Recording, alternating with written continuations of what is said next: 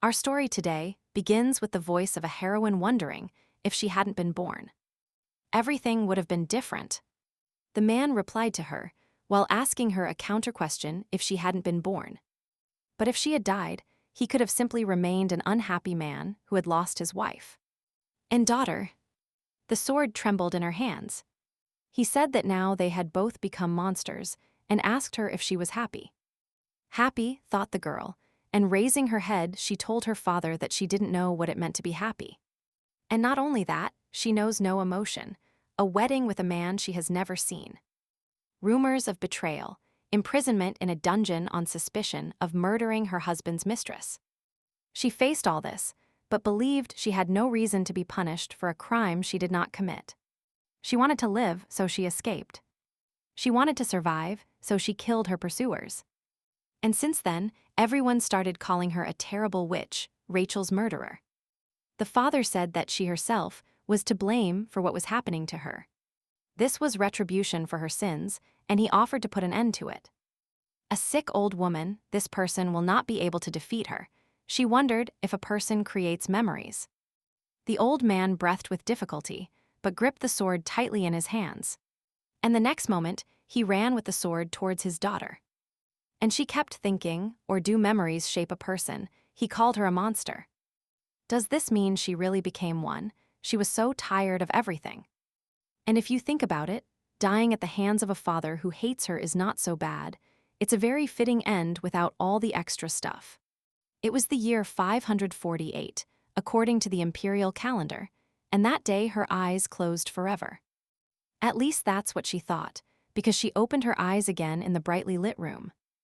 And she realized she was alive. Her father was not one to heal her wounds and lay her in bed. She got up and wondered what had happened. When she suddenly flinched passing by the mirror, she clearly remembered that it had broken when she was about 17. And that her childish face was reflected in it.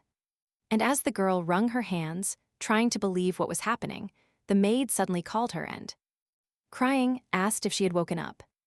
Rachel immediately recognized this girl in front of her. She was her personal maid, Betsy. The maid, crying, told her mistress that she had fallen down the stairs. When the red-haired girl said that she had also become younger, the maid asked what she was saying. Smoothing her bangs, she told Betsy she wasn't joking. Yes, it's a shame, she thought, but she wasn't joking and asked Betsy how old she was now. She replied, shuddering, 16. Then she asked how old she was. The maid replied that a few days ago, she had turned 15. And asked her what was wrong with her. Rachel said she had one more question and asked what year it was. It was 533 according to the imperial calendar, which meant she had traveled back in time. She told her that she hit her head when she fell down the stairs, so she doesn't remember anything. And she didn't think she would believe it so easily. And at the same time, Betsy was giving her a tour of the palace. 10 minutes ago, she asked to be shown the house. And now she walked and looked at the hallway walls, thinking about how gullible she was. Betsy happily showed her mistress the office first.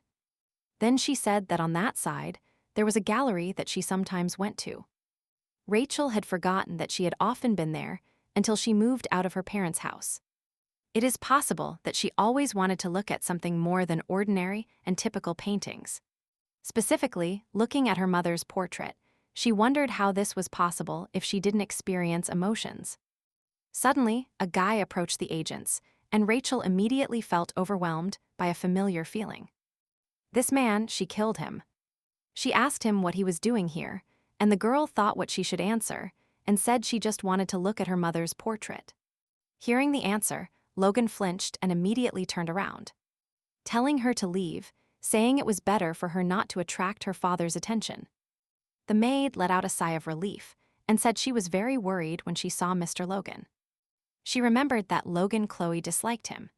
He was the one who pointed the sword at her, her only brother. Once in childhood, he even pointed his finger at her and said that she killed their mother. That she was not his sister. Yes, that happened. She wondered if he also came to look at their mother's portrait, which meant that such a cold person could miss those who died. All day she thought, why did this happen to me? Why did she have to live this? There are many people in the world who would like to go back in time, regretting their past.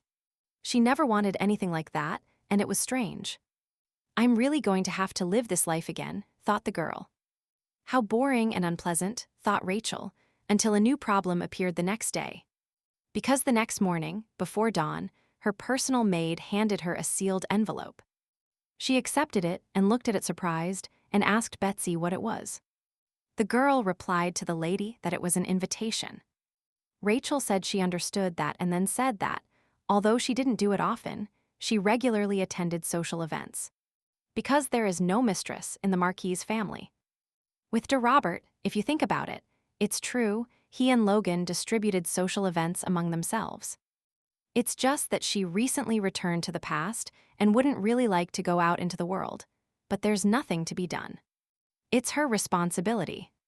The girl asked to listen. Betsy said it in a somewhat thoughtful and somewhat bewildered manner. But the next moment she ran away and said no, she didn't want anything. After that, her personal maid continued to behave strangely, constantly looking away. And looking sadly at her mistress when she wasn't looking. But Rachel quickly got tired of this, and at one point called Betsy and sharply asked if she was hiding something from her. The girl again started to look away, looking for an excuse to escape. And then the green-eyed Marquise told her to speak. She wouldn't get angry. The maid, worried and anxiously, said that her memory was not normal now and asked if it was better for her to rest for a while. Rachel said she could rest in peace once she had heard everything, and then Betsy reminded her that after turning 15, the Marquis held an engagement ceremony for her. Hearing these words, the first thought that came to the girl's head was that it was precisely at that moment. Her maid looked sadly at the floor and said sadly in her voice how they could arrange an engagement without meeting in person. His name is Tyler Roderick. That's why she really didn't care. But looking at Betsy's upset face, she realized that problems had been accumulating for years. And as a result, they had led her to this end.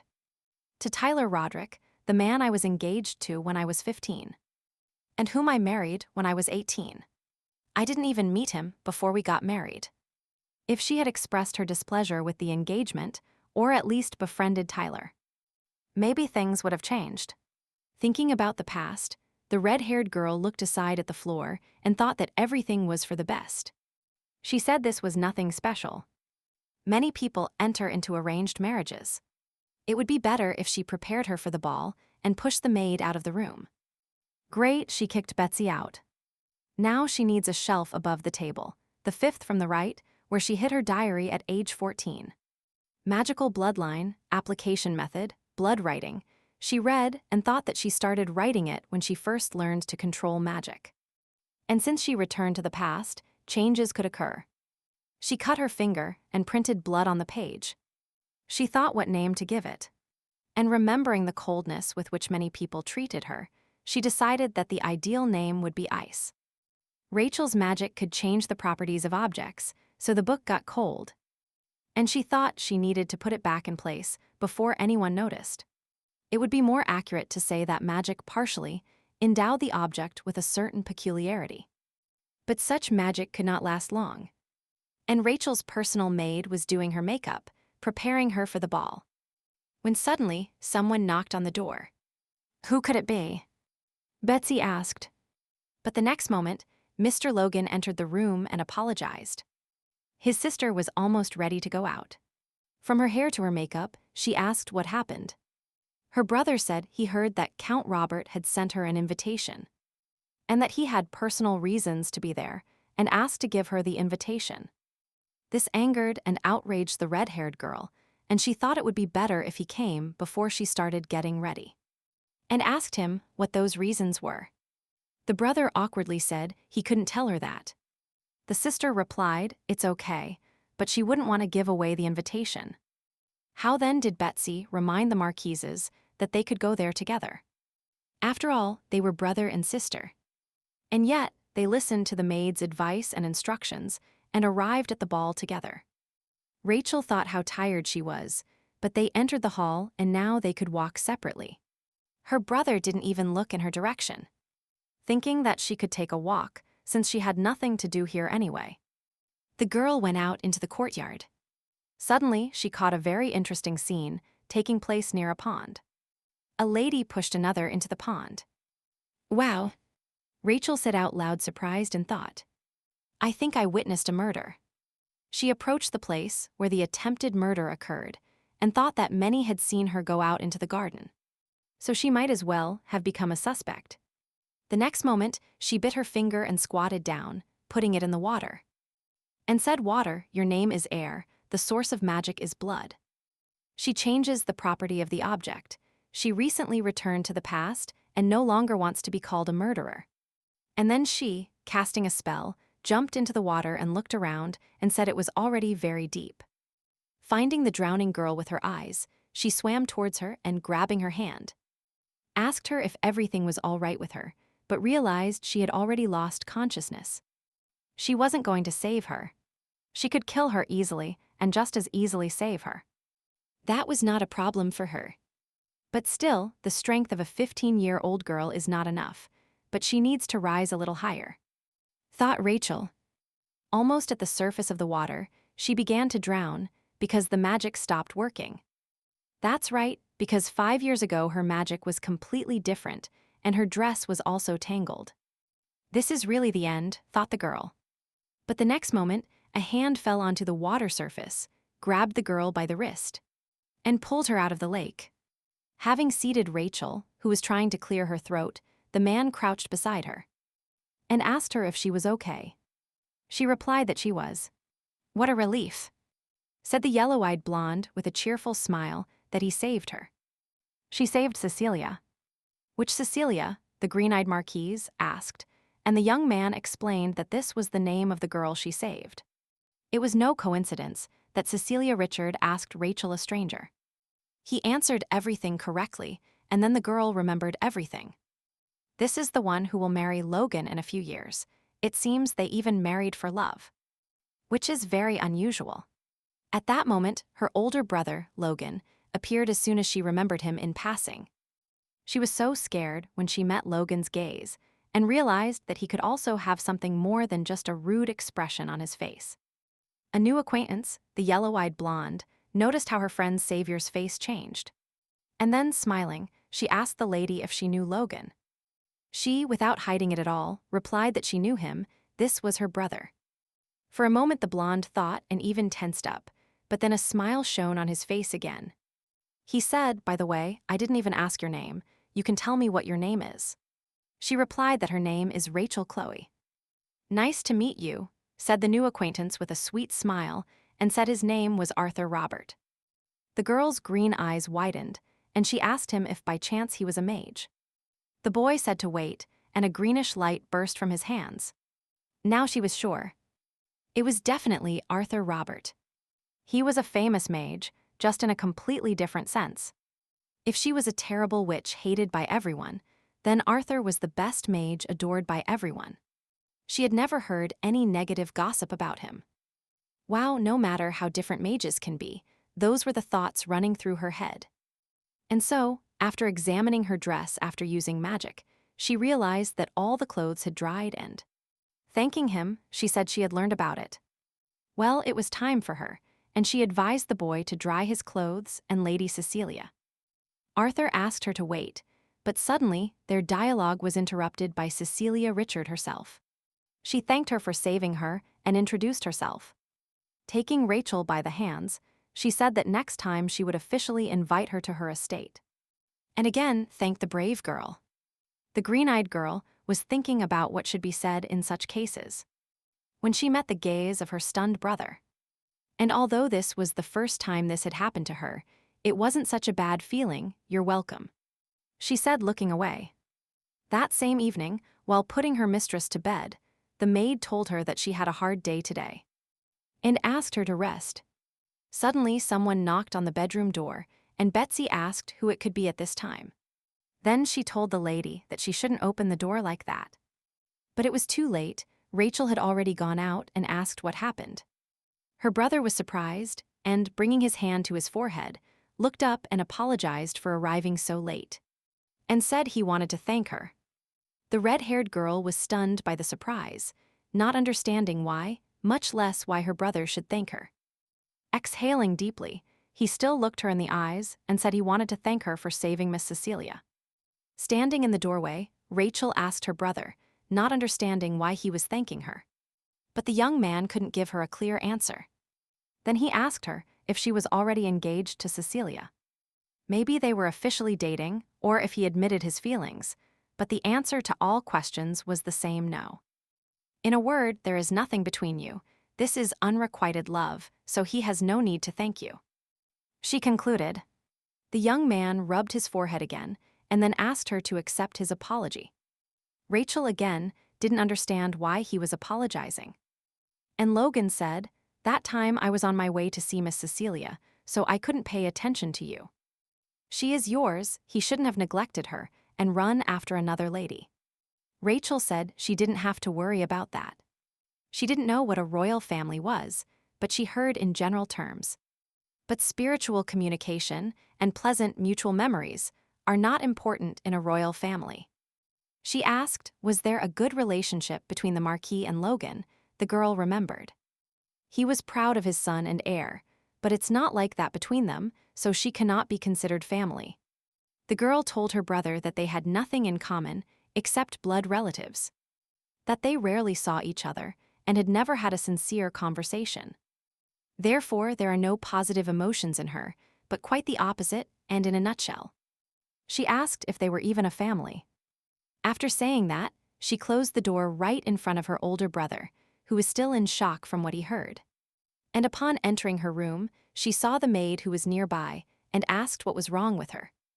Tears formed in Betsy's eyes, and her face was already turning red. She was very sad and offended by her mistress. And then, the next day, a new invitation arrived from Count Richard's estate. Rachel asked if she had to go. Of course, Betsy replied, this is the first time she has been invited for personal reasons. This was a great opportunity to make friends, but she didn't need them. Then the maid said that everyone needs friends, especially her. She said she didn't care, said the girl, but the maid had already armed herself with cosmetics. And she had seated her mistress on the ottoman. She asked not to talk like that. She should expand her social circles a bit and got to work, but Rachel still didn't understand why. As a result, she arrived, and from the doorway the maid welcomed Lady Rachel to Count Richard's estate. The green-eyed girl greeted her, and the maid accompanied her to the courtyard table, and asked her to wait a little, saying that the lady would come soon. Our red-haired heroine wanted to reply that everything was fine, but the look that fell on the desserts turned out to be faster. It wasn't long before 3 people approached her. Cecilia smiled and welcomed Lady Rachel. When Arthur turned to her and said that they hadn't seen her since Miss Cecilia fell into the water, she greeted her. The Countess thanked the girl for coming and told her that she wanted to introduce herself properly, and gave her full name. In response, she said her name was Rachel Chloe, Lady Cecilia. She asked the silver-haired girl to call her simply by her first name. She pointed to her twin brother with her hand and introduced him as Nathan Richard, and then the young man introduced himself. He also said that Lady Rachel could simply call him Nathan when his sister elbowed him. And then he apologized for his rudeness. What is this? Thought the Marquise then. Is this the relationship with the people Betsy told her about? And then they sat down at the table. Upon learning the age of her new acquaintance, Arthur said that they were all 18. And they were friends since childhood. Watching and observing their conversations, the green-eyed girl realized that there was really nothing special about the word friends. The conversations did not cease. The boys suddenly remembered what Arthur was like before, and Rachel felt uncomfortable. And drank tea. Then she asked Cecilia if she invited her because she wanted to ask something, for example, who pushed her into the water. Surprised, the blue-eyed girl said in surprise that she had already guessed it, and asked if she had seen who did it. Rachel thought and, straining her whole brain, said it was dark there. She couldn't see his face. That man had red or brown hair and a dress. He approached her from behind, pushed her, and quickly ran away, but one might think that too many people would fit this description. Everyone agreed. The girl asked Cecilia why she was there and she replied, someone gave her a note. She thought one of her friends had called her, so she went there. Arthur asked if her father could start looking for the criminal. Cecilia replied that she didn't want to cause trouble for her parents, especially since the criminal might escape if adults intervened. The friend told the girl that it was dangerous to act as bait. She replied that he and Nathan were by her side and continued with her thoughts. Rachel thought why she was here. They see each other for the second time in their lives, and she got up and said that since she told him everything she knows, she has to leave. Cecilia apologized for getting carried away by their own conversations. She wanted to communicate better with her. She admitted that it wasn't her who invited her, but Arthur, and the boy said that besides the trouble with the criminal, he just wanted to see her. Rachel grimaced and asked him if he was with her, and the boy, smiling cheerfully, replied that she was very interesting to him as a person. It's her, asked the red-haired girl, and moreover, as a person, it seemed like she wanted to add the question of whether he was in his right mind. But she refrained from asking additional questions, but the yellow-eyed blonde, on the contrary, asked her if she was a mage, basing her guesses on her small body, and on the fact that she was able to pull Cecilia out of the water while she was unconscious. He remembered that she weighed even more with the wet dress. In response, Rachel asked Arthur if he thought she had used magic. To be honest, he replied, that day he saw Mr. Logan run towards Cecilia. But she remained too calm. Addressing his friend, he explained that at that moment he left his sister and ran towards her. Rachel thought that Logan would have to make a big effort. But she, irritated, asked what was wrong with this. Arthur replied smilingly that it seemed she was not entirely aware of the characteristics of mages. Here Nathan also intervened in the conversation, saying that mages are respected among aristocrats. It is not clear why she hides her abilities. Not everything is as they said. First, she knows a little about mages, said Rachel, and thought that she simply knew how to use it. Mages are rare and are special people. If they appear at social events, they immediately become the center of attention. And she asked him if he hadn't noticed that everyone was talking about Arthur that day. Rachel asked if it was necessary to say that she hadn't noticed, that she simply wasn't interested. Cecilia replied that she did think so, because she was also a mage. Rachel asked tensely and coldly how this was connected. And then Arthur said that, usually, mages are so from birth. But suddenly, he noticed the maid coming with Rachel, and then the Marquise said that it seemed it was time for her to leave. It's a shame, said Cecilia. Come visit her any time. You are always welcome, and she offered to accompany her. But Ray refused. Then Arthur said he would follow her. No matter what, she is also a young female mage, which means he should befriend her. Because this is one of his responsibilities. Abilities. And now the boy was already running towards the girl's carriage, asking her to wait. Betsy asked who this gentleman was. Upon hearing the answer, she said surprised that he is the heir to Duke Robert. He is a mage and very famous, capable, and even handsome. Okay, let's go, Betsy, turning to the maid the next moment, said Rachel. Starting to board the boat. Arthur asked her to wait. He wanted to say something and tell her what he wanted to know. The girl asked the maid to wait a little. Moving away, she told the boy to speak. Arthur said, if you know who mages are, you will be able to recognize them at first sight. He asked her if she had never felt that she was different from others, for example. She couldn't understand others. The girl said she felt it right now.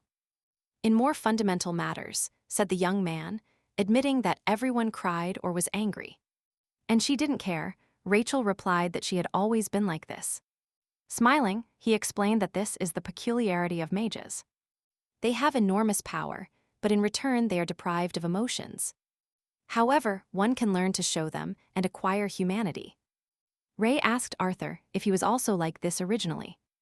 Of course, he replied. And only around the age of 12 did he begin to understand emotions a little. Usually, these young mages are assigned a more experienced one who teaches them to recognize emotions. The girl said she didn't need a teacher. She coldly thanked him for telling her, but everything seemed fine to her, on the contrary. If she had feelings, then she couldn't stand being rejected. The blonde's eyes widened. Maybe we can do this, suggested the boy. If she doesn't want to study with the teacher, they can just be friends. Friends? Rachel asked the young man, surprised, but why should I be friends with him? Scratching his cheek, Arthur asked her if she wanted to ask him why she should be his friend. And he explained that friends are people who are always happy to see each other and share their feelings and experiences. The boy said that she could experience different emotions and that this would help her cope with life's difficulties. But a couple of days later, Betsy again told the lady that she had received a letter again and asked her if she finally had friends. Rachel, angry and even irritated, accepted the letter and said she had no friends. The maid asked not to be shy. She got involved with annoying people. She thought after reading, she should have left everything as it was and then drowned. She remembered that he had told her that since she didn't need a teacher, they could just be friends. That friends are people who are always happy with each other and share their feelings and experiences, and that they help to better cope with life's difficulties. But this cannot even happen initially. Rachel remembered the poster, offering a reward for her murder. When they find out who she is, they will also despise her. On the contrary, Betsy was inspired and asked, since she received an invitation, does it mean she will go to the gathering today? But I won't go, said Rachel. However, whatever her feelings were, the maid's insistence howled louder. And now Cecilia greeted her cheerfully. Getting out of the carriage, the green-eyed girl asked what had happened. The Duchess asked if she knew anything. She just heard Arthur say that he warned her. Rachel took out the letter and said she received it this morning. In the letter, he asked to set aside some time and that he would come after reading the girl. She scratched her neck and said that he hadn't explained anything to her. Then Cecilia admitted that a big reception started today and asked her friend if she wasn't particularly attracted to social events. She said that the grand reception is the biggest ball held at the Imperial Palace. And then it turns into a party in the city, where all representatives of the aristocracy gather. And today is the first day of vacation, and there will be many interesting things. She invited the girl to and are together. But Rachel immediately replied harshly, I don't want to, I don't like large crowds of people. But she still succumbed to persuasion, and while walking down the crowded street, she wondered why she was there. Cecilia said that at night, it would be even better. And then the girls approached their friends. Arthur greeted Rachel, and his friend said irritably, You didn't explain anything to Ray. The boy smiled sweetly and said that, no matter what, they were still together. The Duchess pushed him. When Rachel saw Nathan and asked about his clothes, she thought she had seen them somewhere before. The boy said that this is some kind of nightly order, that there will be many people at the holiday today. So he will ensure security. He explained that he has free time now. He is awaiting orders from the head of the order, who has gone astray. Maybe Nathan said he was already drinking somewhere and exhaling deeply. He explained that he was quite an idle person, but he could enjoy the holidays. A group of friends went for a walk, and Cecilia asked them how they were. It's very nice here. This is the biggest festival in the empire. Many merchants from other countries come here. The girl thought irritably, and what's so good here? Arthur noticed the sadness of his new acquaintance, but said nothing. It seemed like they wanted to buy strawberry mochi, and Cecilia asked him if he had tried it. It was the first time Rachel was in a place like this. With a gasp, Cecilia said there was an oriental dessert with strawberries inside. And she asked her friend if she wanted to try it. She asked him to wait a little while she bought mochi, told Arthur they would meet later at the Central Bridge, and invited Nathan to IR. With her, a red-haired, green-eyed girl looked at Cecilia surprised and called her. Arthur laughed and said, Cecilia seems to care a lot about you. Rachel didn't understand what he meant, and she asked about her, but why? The young man was confused and said, hesitantly, just because. But at that moment, Rachel wasn't even listening to him. She directed her attention to the nearby counter and Arthur asked, Do you need a knife? The red-haired heroine took one from the provided assortment and said she needed it to use magic. The boy asked, "So the knife is a tool to use your magic?" It was the first time he had heard about using a knife in spells. The young man said that he uses precious stones, he has the magic of minerals, sometimes he uses jewelry. But more often gloves.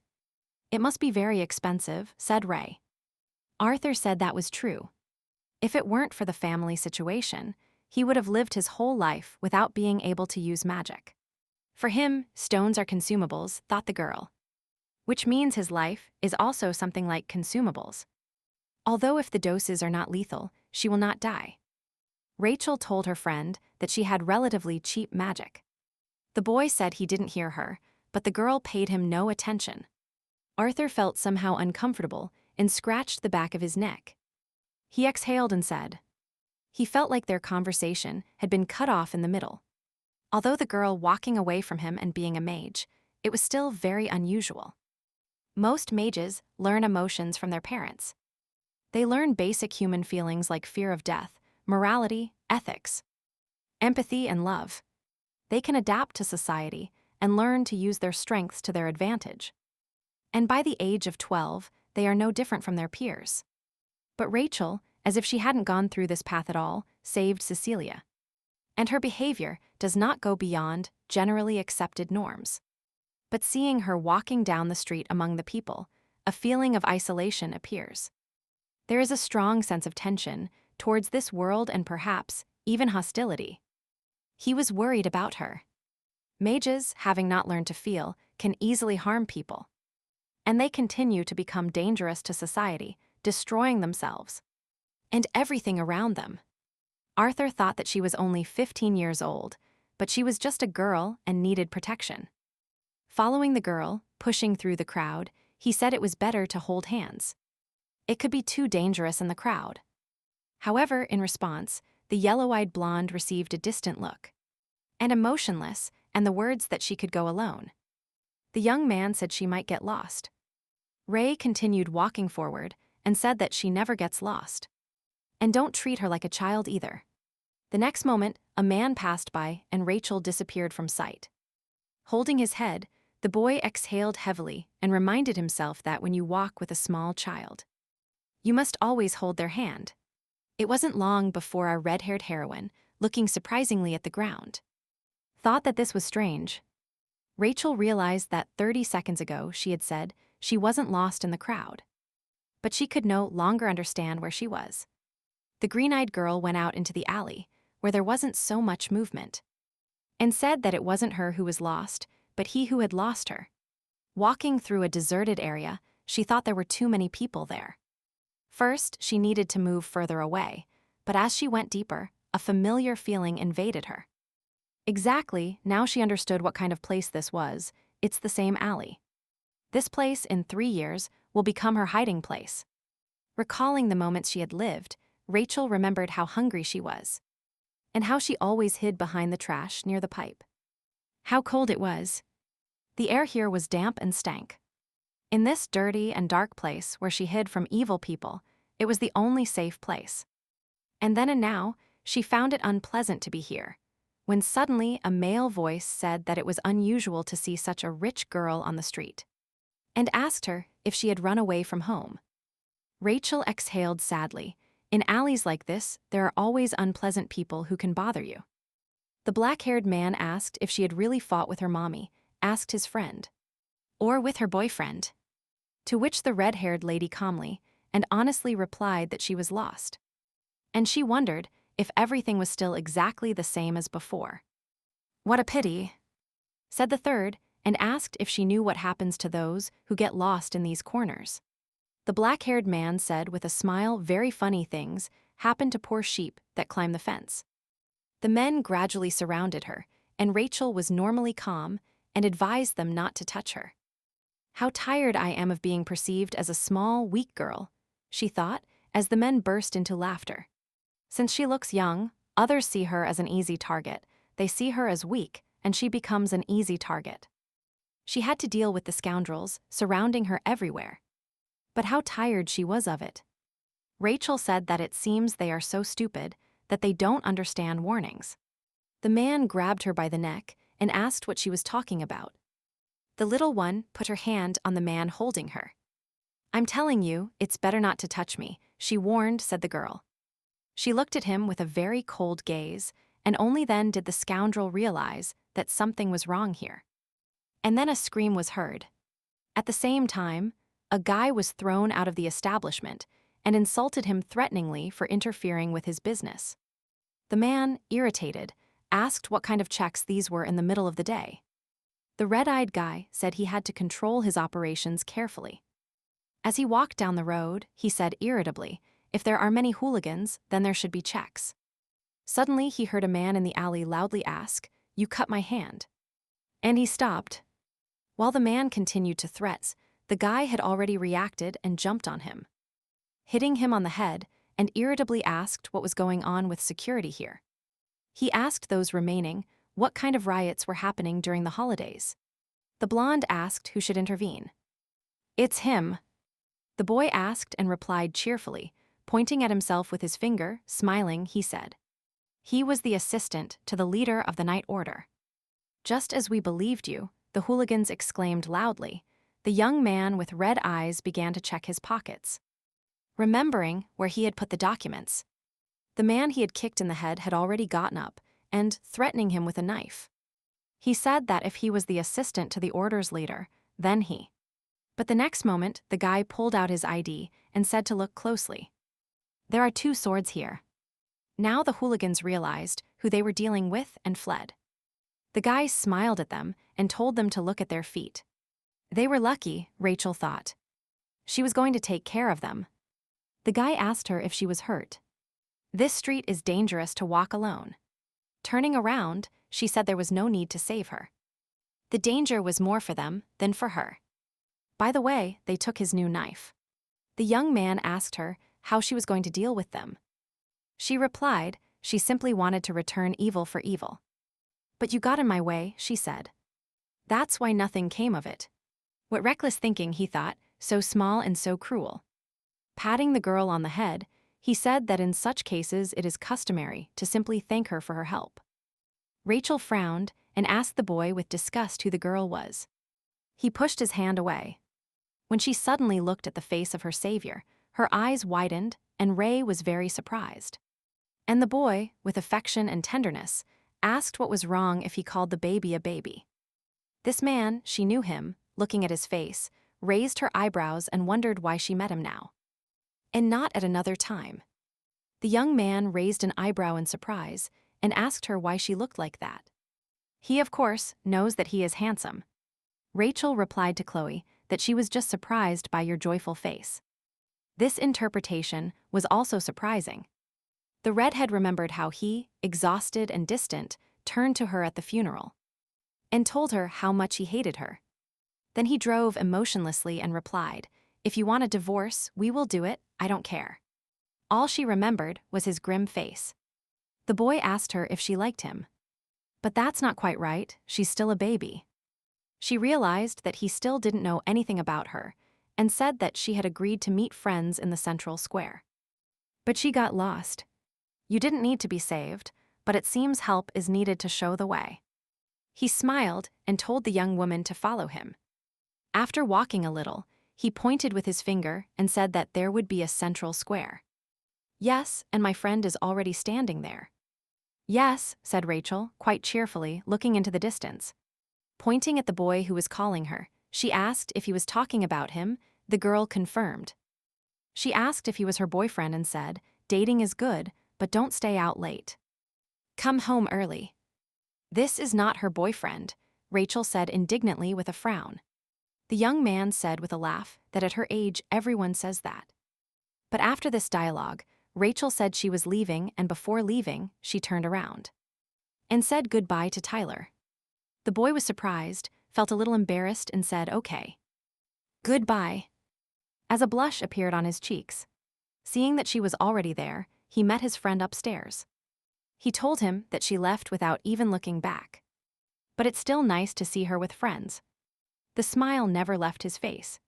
And, recalling the recent dialogue, he thought that she spoke as if the whole world had turned its back on her. He walked through the crowd and said quietly, "Of course, today is the beginning of the holidays." How beautiful and lonely it feels on the street. He remembered how she said goodbye to him and thought that her words sounded somehow unusual. Maybe because of her appearance. Come on. He scratched his head, looking at the floor embarrassed.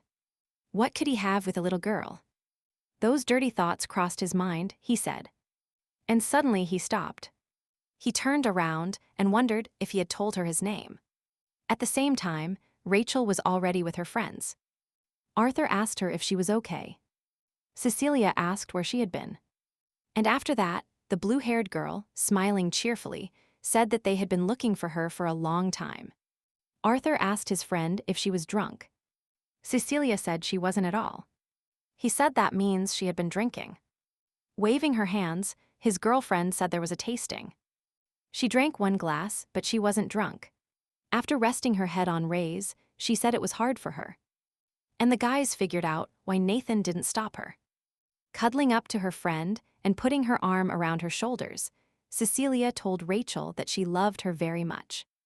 The girl said she wasn't that good. The drunk Duchess, smiling, told Rachel that she was a very good person, that she saved her. That she was her benefactor. Rachel understood these words in her own way and thought that she had only said that out of the best intentions. But he wasn't there. That's right, said Cecilia, a friend, taking a box out of the bag she held in her hands. Try this. She handed him something soft and asked her friend to say, ah. Rachel repeated, surprised. She began to chew without understanding what kind of sweetness they were putting in her mouth, and Cecilia, admiring that she was eating mochi, covered her mouth with her hands. The Duchess hugged the Marchioness and told her how sweet she was, and Ray asked her when she would come to her senses. Arthur did not answer quickly. And probably tomorrow, she will be very embarrassed when she remembers her behavior. She seems new to this, said Rachel. After talking with a friend and watching her brother and sister, she looked at the box Cecilia gave her. Soon she took one out and began to chew it. It was tasty and sweet. She thought strangely, this is the same life in which the same events should happen. Initially, her life should have been boring and monotonous, but events arise that are different from what she remembers. In the end, that first choice to save Cecilia led to other consequences. But the future will not change due to new events. If someone tries to kill her again, she will surely do the same and as a result will have to flee again. It is even difficult to imagine that in 3 years, she can already live a completely different life. But then Arthur noticed her serious and gloomy expression on her face and asked what happened to her. She said she had met an acquaintance. The young man asked if this person was unpleasant to her. Rachel replied that no, not especially, although I was not liked by him. He asked if some person didn't like her, but she didn't care. She said she had no intention of hating anyone. Arthur said sadly if he could ask her why she was so wary of this man. Rachel was very surprised and incredulously asked him if he was being careful. Then the boy asked her if she didn't know him. She, thoughtfully, turned her head to the side and said, "That's not the point. He just wants her to find out what she is like." And change his attitude. When suddenly, the lights turned on in the open spaces of the night. And on an uncrowded street, she opened her eyes wide. "You see," said Cecilia, "she said that it would be beautiful here at night." The Marchioness agreed with her. Looking fascinated, she thought it was the first time she had seen street lanterns during the holidays. She was more accustomed to that smelly alley. She felt like she was in a place where she shouldn't be. And yet, if her life changes a little, maybe she can get out of the darkness. For Cecilia took her hand and dragged her along. She told her savior that this way they could get good spots. Ray didn't understand what she was talking about, but this sincerely smiling face told her that there was no time left. Yes, she wanted to believe her words and not resist following her like fire. This is not yet certain, but I believe that a life like this, a life like the current one, can definitely get me out of the darkness. Fireworks burst into the sky, which was a pleasure to watch. They charmed her, and Arthur asked her how she felt about it. Not bad, actually. And then Rachel agreed. The tips of her eyebrows raised, a barely visible blush and a barely perceptible smile appeared on her face. It was quite good, no matter what the future held, she would like to enjoy what she had now. The next morning, Tyler stood in front of the sink and complained about how bad he felt. The boy who entered the room told him that he should have drunk less. Tired, somewhat sleepy, and hungover, the boy asked when you were coming, brother. Count Adam Roderick smiled, and Tyler's older brother replied smiling. Just now the whole hall could hear you vomiting, so he got up. Covering his ears, the younger brother said that his voice made his head ring. Adam asked him why he drinks constantly. In response to his clan leader, the boy said smilingly that drinking always has such consequences. And with a deep sigh, he asked what kind of excuses they were. By the way, Tyler suddenly asked his brother, "What have you been doing in my room since morning?" Adam, thoughtfully, looked away and said that he had wanted to tell him for a long time, but that they hadn't seen each other for a long time. Tyler, already horrified by this preface from his brother, asked pitifully what had happened. Adam, scratching his forehead, said that it would be better to say this in a more serious atmosphere. But he said that he was very sorry, but that Tyler was engaged. The guy still needed a few seconds to process what he heard, and then sharply asked what kind of nonsense he was talking about. The head of the family, Roderick, announced smilingly that his girlfriend was the daughter of Marquis Chloe. The boy shuddered. And disheartened and sad, Tyler asked if Chloe's father, Logan, was the same one he knew. His older brother cheerfully announced that this was exactly the case, that she was Logan's sister, Chloe, and that he would see her today at the ball. At the same time, Logan Chloe himself was sitting in his office, thinking about how his father could know everything. Not long ago, he approached his father and asked if he was too young for an engagement. And he replied that they had already agreed that they needed this union. The boy was thinking that he would like to avoid this, but he couldn't do anything. How to explain everything to Rachel? And then his younger sister, redhead with green eyes, entered the office and asked why he was calling her. The young man thoughtfully told his sister, "It seems you will have to go alone." The girl said she didn't care, that there was no need to worry about it. The boy was a little surprised by this dry reaction and said that regarding the engagement, his father was unwilling to be persuaded. But Rachel, without hesitation, replied very cheerfully that she didn't care. Logan asked her if she was really okay. The girl replied that this had to happen sometime. Her brother understood. He probably perceived her as a little girl. By the way, Logan suddenly said thoughtfully and somehow coldly, looking aside, that he wanted to talk about those words. The girl asked what he was talking about, and the boy replied about the words she said in the hallway. He was interested to know what they were. Logan mentally reviewed again how his sister talked about her family relationships and her loneliness and told her to forget about it. And raising his head, looking directly into his sister's impassive eyes, he said, "If you need help, you can contact me." Rachel didn't quite understand what kind of help he was talking about and said she didn't think she would need help. But the young man asked her why she thought so. He said in his thoughts, because at the most dangerous moment, instead of helping, he started attacking her and told his brother to forget what she said and that she went to get ready for the ball. Soon the door closed behind the girl and the young man thought again, saying that she was behaving suspiciously. He wondered what he had done wrong. And so, having arrived at the ball, the first thing she did was meet Cecilia, who very embarrassed apologized for yesterday. Rachel said she had fun seeing for the first time how alcohol can affect a person. The Duchess said embarrassed that she was too excited, but the manifestations of her love were sincere. The Marchioness thought.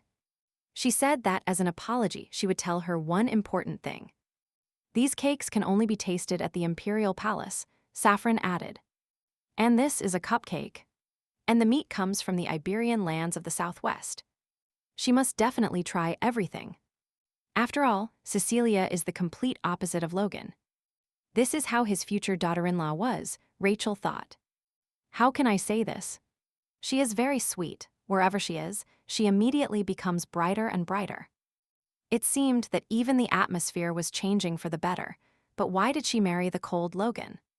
If Cecilia simply attracts people's attention, then the person leading them is Arthur Robert. After all, he still has no special achievements, but he enjoys enormous popularity among women. And so, as soon as they remembered him, this little yellow chick immediately looked in his direction. The girls prayed that he would not appear. And while the young man smiled cheerfully at them, Rachel, disgusted, suggested that the Duchess leave here. Because thanks to Arthur, others would come here. But the boy who approached said, "When those around you find out that you are a wizard, you will also have many fans, because wizards are always curious about society." Cecilia said she didn't think it was just that. "That's right," replied the blonde with a bright smile. "There are usually several reasons why people pay attention." "By the way, Cecilia," said the boy, smiling and squinting his eyes. The girl asked him not to do it. She said that thanks to him, no one approaches her. They are, of course, friends. But she also wants a romantic relationship. "Please, as much as I want, don't dissuade her," said Robert, smiling, and promised that this would be the last time. And the next moment, the two friends went out to the center of the hall and began to dance, while simultaneously communicating with each other. Dear Cecilia and the respected wizard Arthur Robert attract all the attention of the guests. Too much attention even. Rachel thought that such an amount was as annoying as everyone's hatred. And yet, Arthur is very smart. He quickly moved everyone away from him, and after taking a bite of the cupcake, she thought it was quite tasty. If she were that beggar from a dark alley, she would try everything here. But now she is a lady who needs to think about her reputation.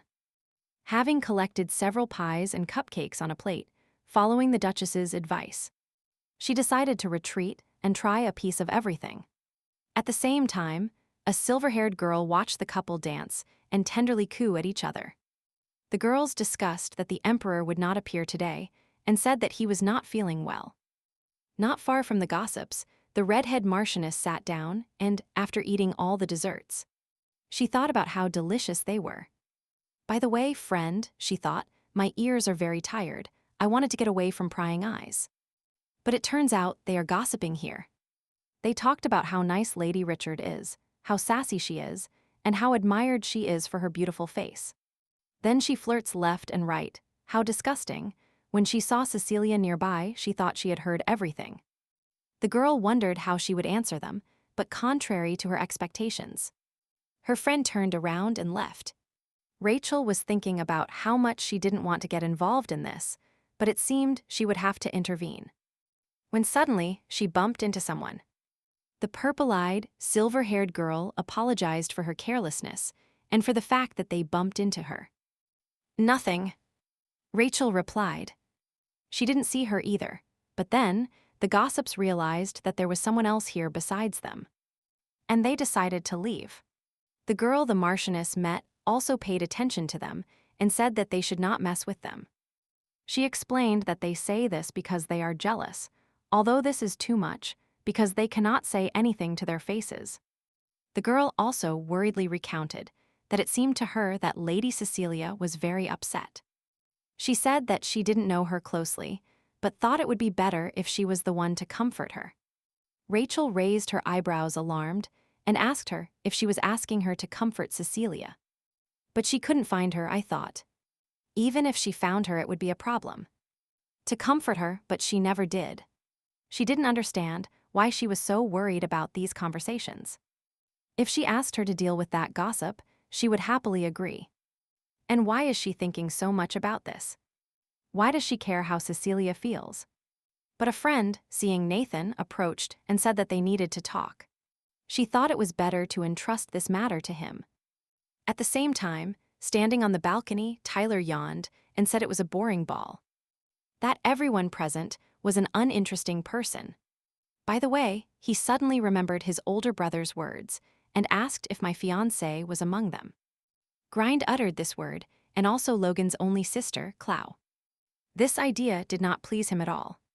Suddenly, the young man noticed that a couple of people were climbing the stairs to his balcony, talking about something. Recognizing the lady as his friend, he waved his hand and cheerfully said that they had met again.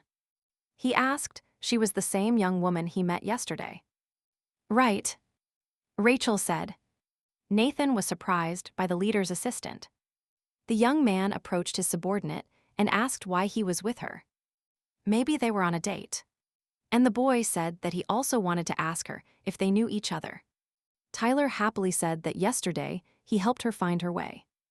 It's surprising, he told his friend. But this is the same person he was talking about yesterday. Rachel realized that it was about the reveler. The deputy director was indignant and asked with concern if this was too much. After all, yesterday he worked, saved this girl, and was on duty. He asked Nathan to tell him in more detail if he was afraid of heavenly punishment, since he was dating such a young woman. The boy said they were just friends. Besides, they are only 3 years apart. You shouldn't judge by yourself.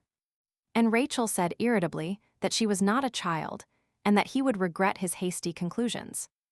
Tyler spread his arms and said mockingly if she is a baby, then he should call her baby. Having calmed down, he spoke. Then she would have told him her name so that he could call her and ask what her name was. Marquise Rachel was about to introduce herself to the boy. What is your name? But suddenly, a loud chime was heard. And then the sound of breaking glass and a heartbreaking female scream. The three of them turned around at once. They went downstairs to get to the spot. They had to clear the crowd. And coming out to the place where the wall debris fell, they saw Arthur and Cecilia. The young people were worried and asked if they were okay. It seemed the wind was too strong, but it was an accident. Arthur was more injured than her, said Cecilia. There were glass fragments in the boy's head and a cut on his cheek. He said he had a small scratch. Everything happened unexpectedly, and he didn't have time to use magic. The ball is over, announced Arthur.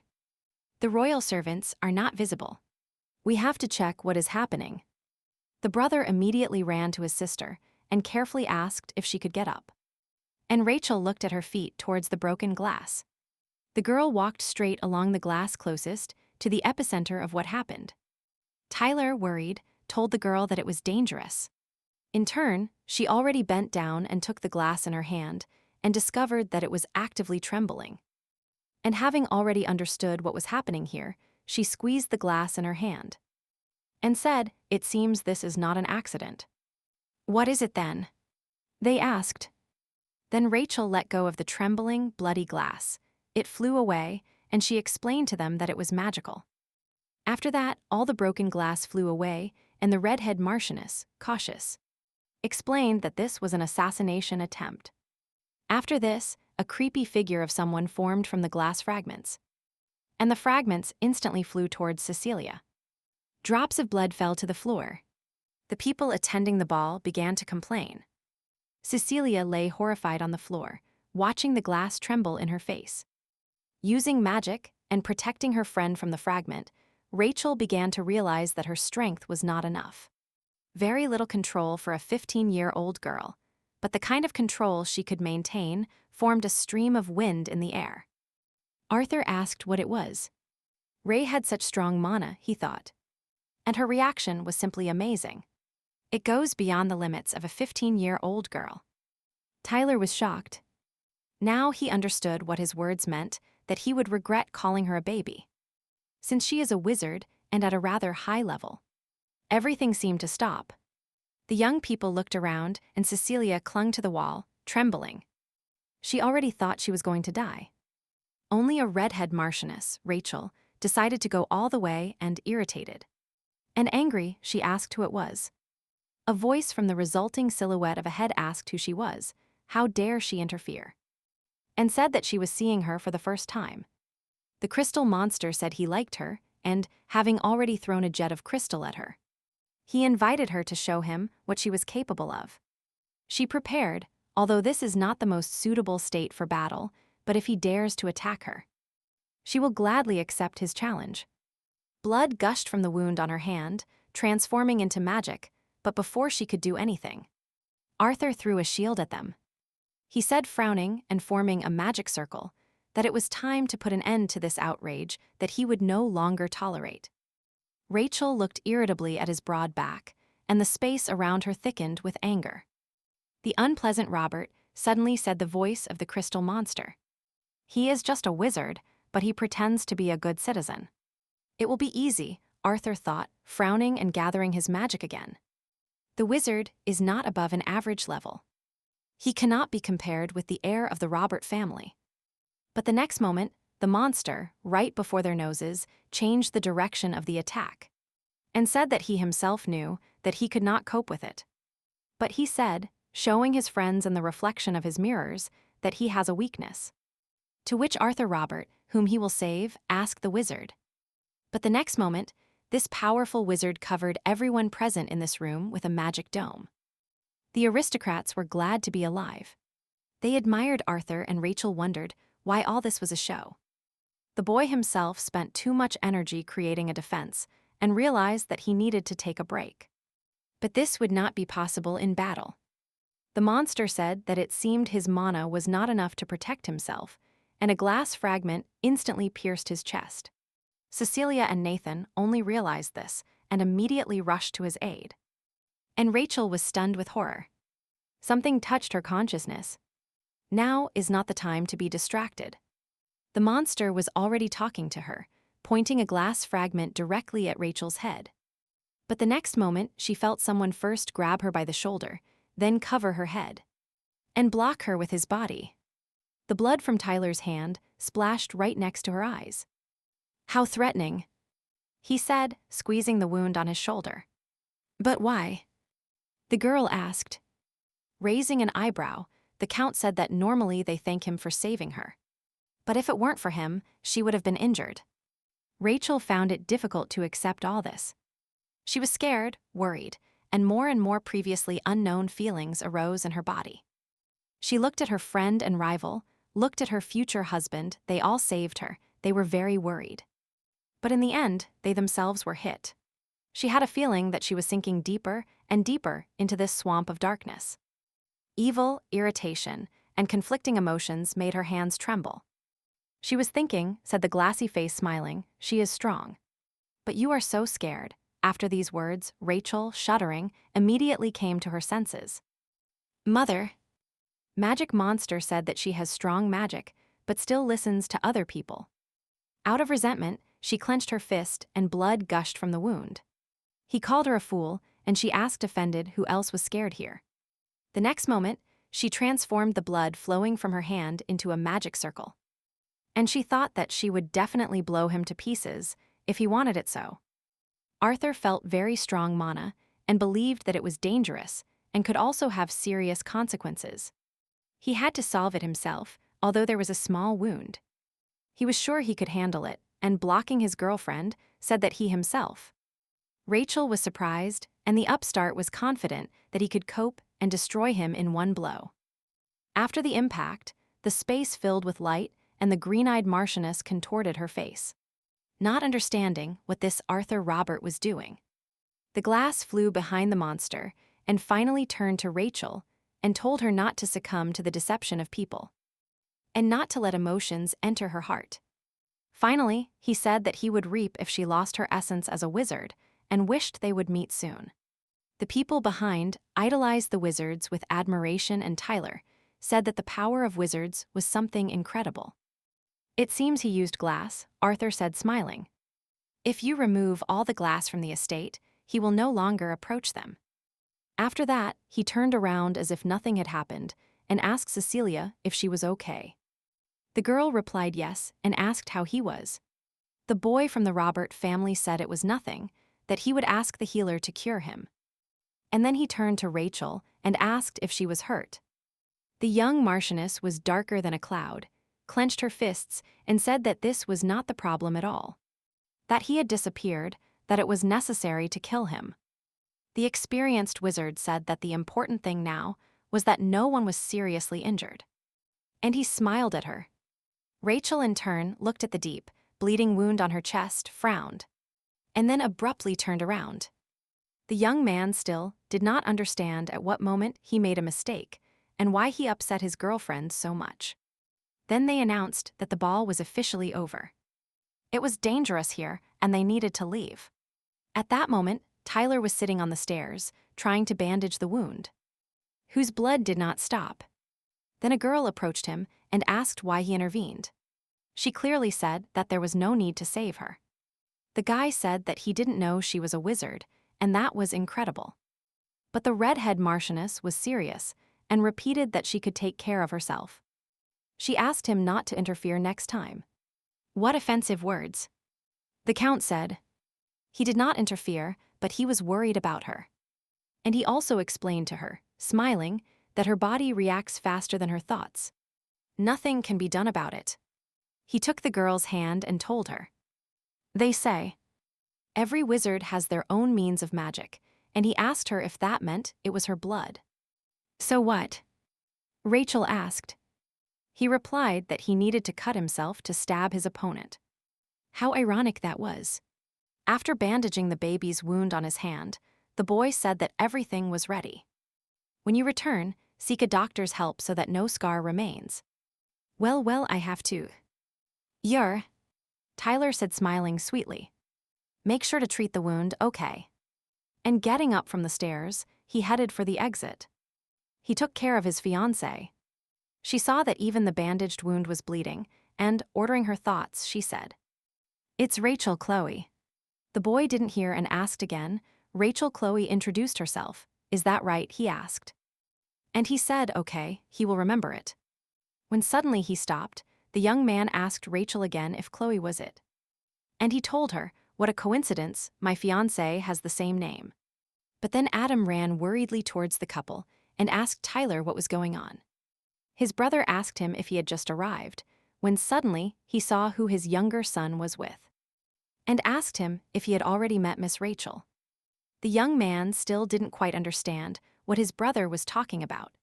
He asked, surprised, how he knew her. The Count rubbed his temple, embarrassed by his younger brother, and told his brother to observe etiquette towards the lady. With a wave of his hand, he said that he would introduce her officially later, and said that this was Lady Rachel, his girlfriend. The face of this man at that moment only needed to be seen. It conveyed so strongly despair and a sincere rejection of everything. At the same moment, the silver-haired girl cursed and said that she did not believe that there would be another wizard next to Cecilia. What to do now? The voice of a wizard came from the mirror. He also did not expect that there would be two wizards there. The girl threw the mirror to the floor and told him to shut up. She screamed and asked how he could know. It was he who should have done everything correctly, and after hysteria he walked away. Brother, she turned to the Count. Think for yourself. How can you call this an engagement? She is only 15 years old, shouted Tyler. There is an 8-year age difference with her. This is a crime. Scratching the back of his neck, the older brother said that at 15 years old it was officially allowed to get engaged. He asked why they were already engaged. He himself married for love. So why should he do it? Adam asked him to calm down and said that they would only marry when the lady turned 18. But even 18 is too young, and she is now 15, especially since she is the only daughter of Marquis Chloe. Sitting on the sofa, Tyler said, her family has nothing to regret. Usually at this age, they already start looking for the heir of an aristocratic family. He covered his eye with his hand and said that she was a wizard. Her father definitely wants to give his daughter to someone like her. No matter how you look at it. And there are many strange moments in this engagement. Adam admitted that with his help, he wants to improve his relationship with Marquis Chloe. But this is just a precaution for political reasons. If what they fear does not happen, then the engagement can be terminated. Tyler asks what will happen to the girl. His older brother, looking away, said, it's a pity, but her engagement will be cancelled. And he will put her up for a bride auction again. So Tyler asked, he wants to use her for his political purposes and then throw her in the trash. Not necessarily, he began to make excuses, but the younger one told him to stop. He understood the situation, and they would talk about the rest later. Adam asked where he was going. He replied to work. The older one was surprised that his brother was working on weekends. It was even a hard blow for him. But the boy explained that it was an order from the order. It was necessary to find out who ruined the banquet. At the same time, the sun had already begun to illuminate the windows of the houses and, hiding from them, Rachel thought that she hadn't slept all night. She kept thinking about the same thing, how the monster had hurt her friends, and then she thought about why she couldn't answer anything at that moment. It's fear. The red-haired Marquis frowned, but she cannot experience this. This is a low emotion, for the weak and inferior. She always tried to protect herself, but she never felt fear. On the contrary, those in front of her were afraid. She cannot admit that she lost to that crystal mage, but there was no victory or defeat. Or perhaps she didn't want to be indebted to Arthur and Tyler. It was anger or irritation. She didn't understand it. What is happening to her? What is this strange and unpleasant feeling? We need to find this damned crystal mage. The maid entered the room and asked the lady if she was getting up early. She asked Betsy to prepare everything for the trip. So early, she asked, and the Marquis replied. Wait, Betsy asked, but where was Rachel going? She stopped. She excitedly said she didn't know, that she needed to find a person. The maid suggested she contact Mr. Logan. She remembered her brother told her to seek help, but she flatly refused, saying she didn't want that. At the same time, her 3 friends gathered. Arthur told them he had been healed by a mage and asked if Cecilia was all right.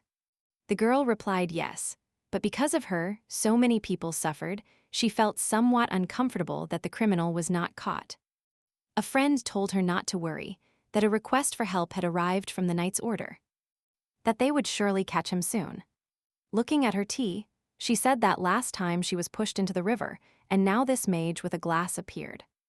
But if the criminal is a mage, why did he push her into the water the first time? It would have been much easier if he had used magic. Arthur said he didn't want to talk about it, but it was likely that 2 different people were trying to kill Cecilia. By the way, Nathan suddenly said there were several suspicious characters at the banquet. During the ba, Rachel approached him and told him that some women were speaking ill of her, and asked him to comfort her. But the Duchess was unaffected by the words of those ladies. She was just looking for Rachel and accidentally went there, but she didn't even think about contacting them. Maybe those companions are criminals, Nathan suggested. Maybe they hired a mage to harm her, but she didn't believe it. The girl said thoughtfully. She knew those ladies. They just like rumors, but they wouldn't kill. By the way, it's so surprising that Rachel was worried about her. How touching that she asked for comfort.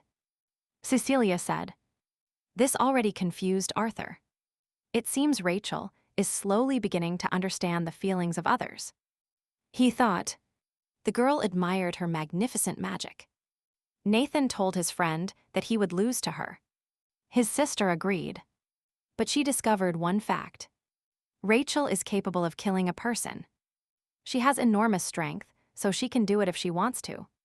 If he hadn't stopped her, then innocent people could have suffered because of her magic as soon as she was assigned the title of dangerous mage. Her life would become unbearable. A bloody, dangerous, and ruthless mage, with such a bad reputation that she would be an easy target for attacks. Then, the valet entered the room and told Mr. Robert that he had a guest, and asked him who it could be. The man replied to his master that it was Lady Rachel Chloe. Arthur's green eyes widened when he learned that Ray had arrived here. The girl entered the room where her friends were sitting, and they were very surprised. Rachel said, I came because I wanted to talk. Rachel, great that you came. They were just thinking about which of the 2 would win. Cecilia shut her brother's mouth and asked how she felt. The girl told Rachel that Arthur had fully recovered and that Nathan could be ignored. Both boys were indignant. But the Duchess, paying no attention to them, said she was very moved, that those words didn't hurt her at all. That she had nothing to worry about. The red-haired Marquis was discouraged by such an outburst from her friend and frowned, beginning to speak. But then she was interrupted again, this time by Arthur, who told her to sit down and that he would bring her tea. After a while, when everything was ready, he asked her if she wanted to talk about the crystal mage. Rachel, looking at her cup, answered neither yes nor no, simply asked where she could find him. Arthur said she shouldn't worry about catching the criminal, the Knight's Order. And her family agreed to conduct a joint search. No, said the girl. She wants to find him first, and Arthur asked her if there was any special reason why she wanted to find him. The girl explained that he attacked her and asked what motives are needed to find the one who tried to kill you. Arthur, based on his conjectures, was not entirely sure of the truth of her words, and incredulously asked if all that was true. Rachel only heard this question and realized that her plans and intentions had been revealed. A shiver ran down her skin, and clenching her fist, she said yes. But based on what she noticed and knew about mages, she exhaled heavily and said quietly that she was going alone. Rachel said that was why she came herself, that she doesn't know where to look for him, and asked him to tell her the way. And then she would figure it out herself. Arthur wondered what was the best thing to do, if it would be right to share information with Rachel. And what would happen if someone got hurt? Nathan said that Rachel inspires more confidence in him than Arthur. Cecilia said that this is not bad. She is very strong. But this is not such a simple problem, said the blonde, and the Dukes replied that he could stay close to her to prevent danger. That he could think about it. And he said that the Emperor had already issued a decree. There was a request for cooperation from the Knight's Order. As the heir of the Robert family, he could not act alone at her request. Rachel tensed up and frowned. But if she agreed to participate together in the investigation, he could help her. This worried him, but this way he could prevent Rachel from taking the wrong path. And so they arrived at a mansion. Rachel asked what it was, and Arthur replied that it was the property of one of those mages. Allie, Viscountess Ophelia Allie. Wessa, the time for her magic, can help find clues in the future and in the past. The girl was very interested in the answer. For example, it would be good to know the future. Arthur said she was about 500 years old and didn't age at all, so they went in. A black-haired witch greeted them at the house and welcomed them. She was happy to meet them.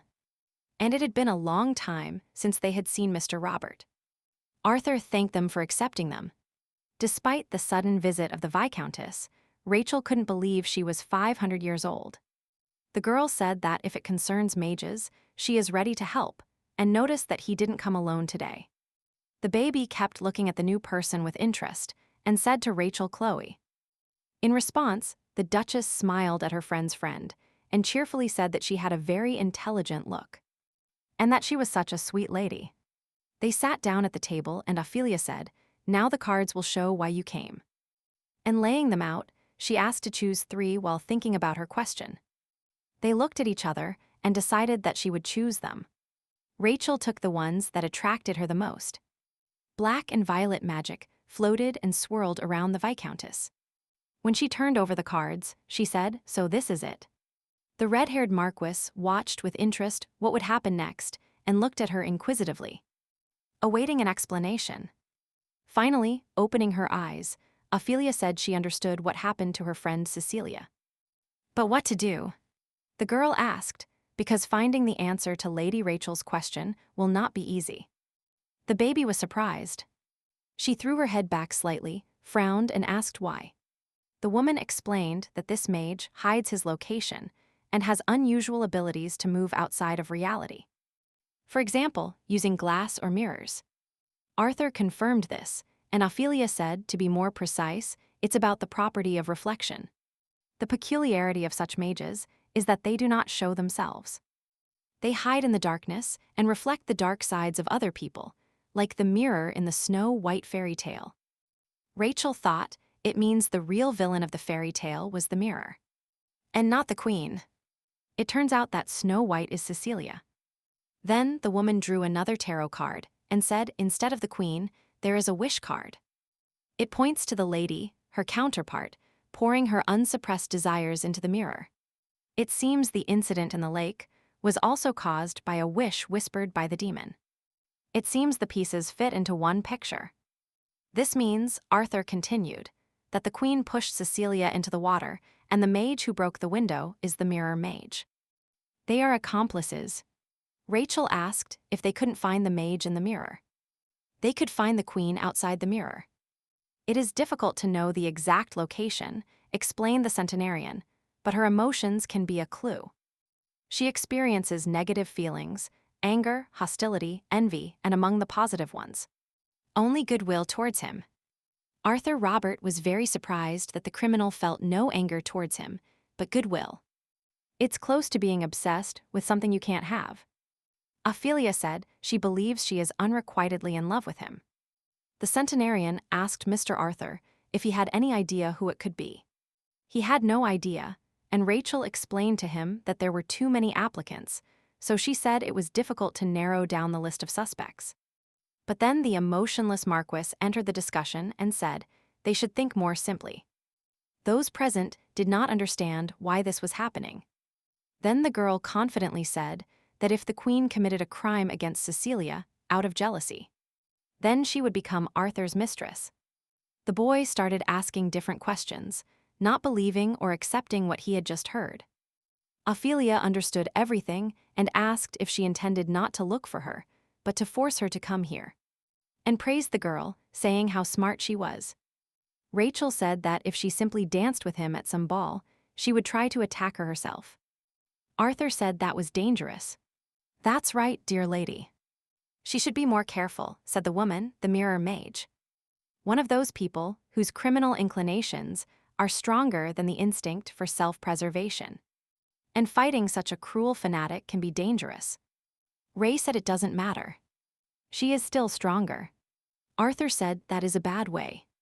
But there is no other way to find out her location. And if there is one, she should share it. The boy said that for starters they have a clue. He said it was necessary to reach an agreement with the knight's order and act. But he was against her idea. Ophelia said she didn't know anything. Suddenly Rachel asked, pointing at the table, why didn't she say anything about the last card? Ophelia said that the card shows the result. If she says it immediately, it won't be interesting, especially since the future depends on how you interpret it. Rachel asked if she could predict the future, meaning it is predetermined. The mage replied that she doesn't know. It depends on how she feels about it. In all cards there is good and evil. Destruction is simply destruction. People themselves define it as something negative, smiling at the sweet girl. The centenarian said that it will bring good or bad changes. It depends on the person. Rachel looked at the woman, as if she had been waiting for those exact words her whole life. Now everything was clear. The next moment she jumped off the sofa and said, since they were done, they should quickly go find the criminal. And after these words, she went out to the courtyard. It seems Miss Rachel is eager to find out soon, Ophelia said, and asked why she wanted to talk in private. Arthur said he had a couple of questions about Rachel and asked if she knew anything about blood magic. Ophelia was stunned, and the boy said that Rachel's mother was a mage.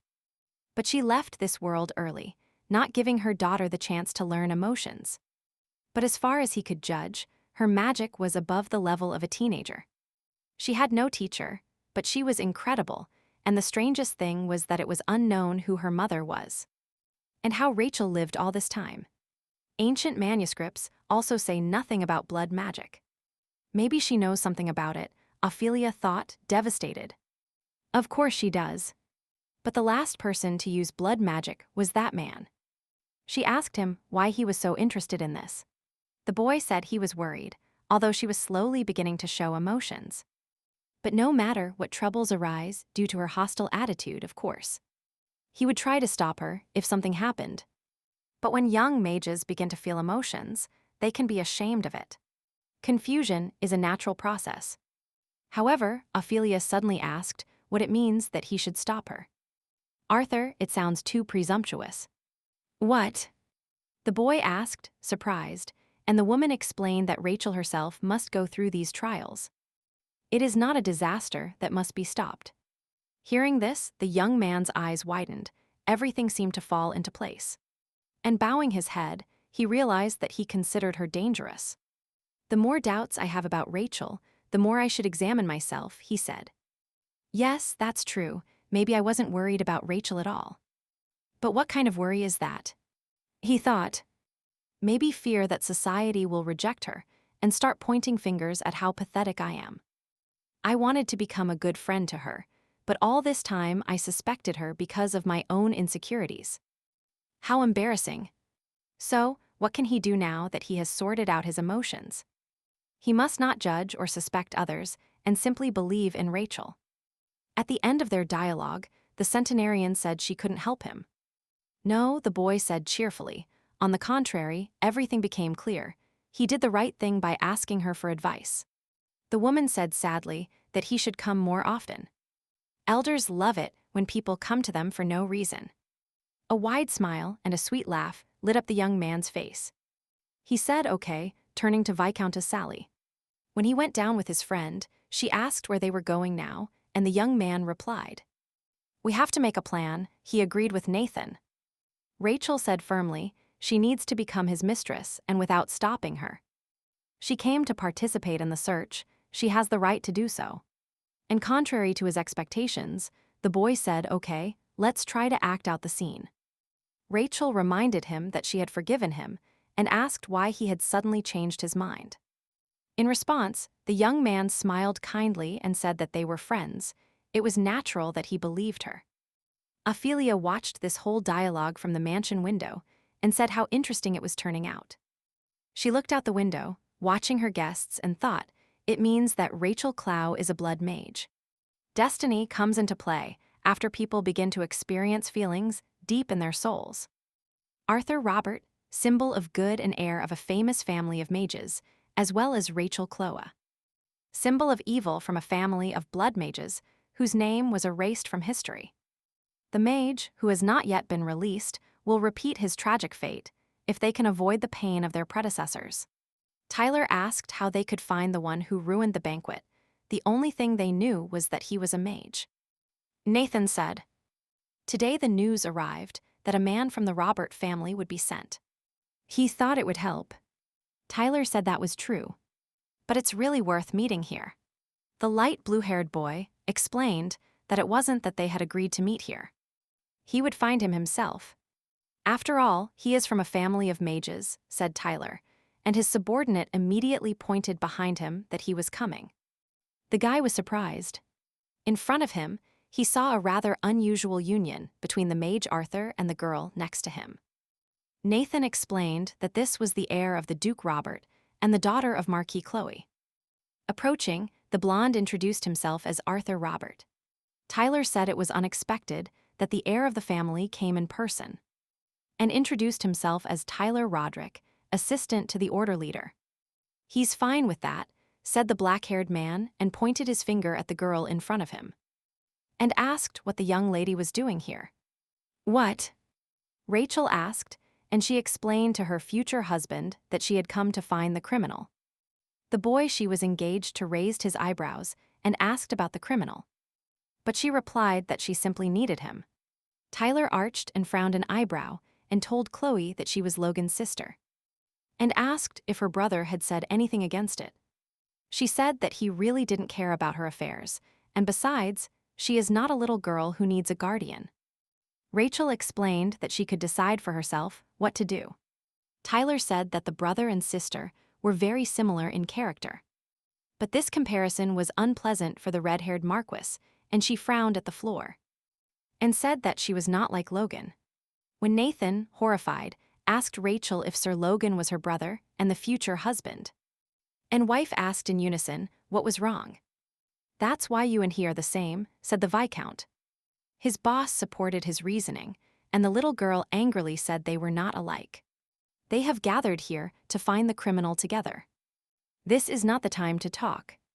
First, they should leave here for a quiet place, Arthur said. After hearing the story, Nathan shouted. The reason this incident happened was because of his fault. It was all because of Arthur's jealousy towards Cecilia. The Viscount said he didn't understand why he was so popular. Arthur asked him if he was more worried about that than the fact that his sister was hurt because of him. Of course, Nathan said indignantly.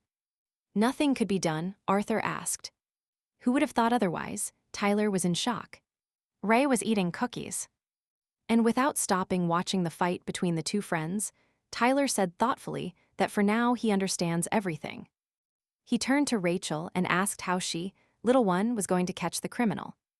The Marquis continued chewing the cookies and said that she would pretend to be Arthur's mistress instead of Cecilia.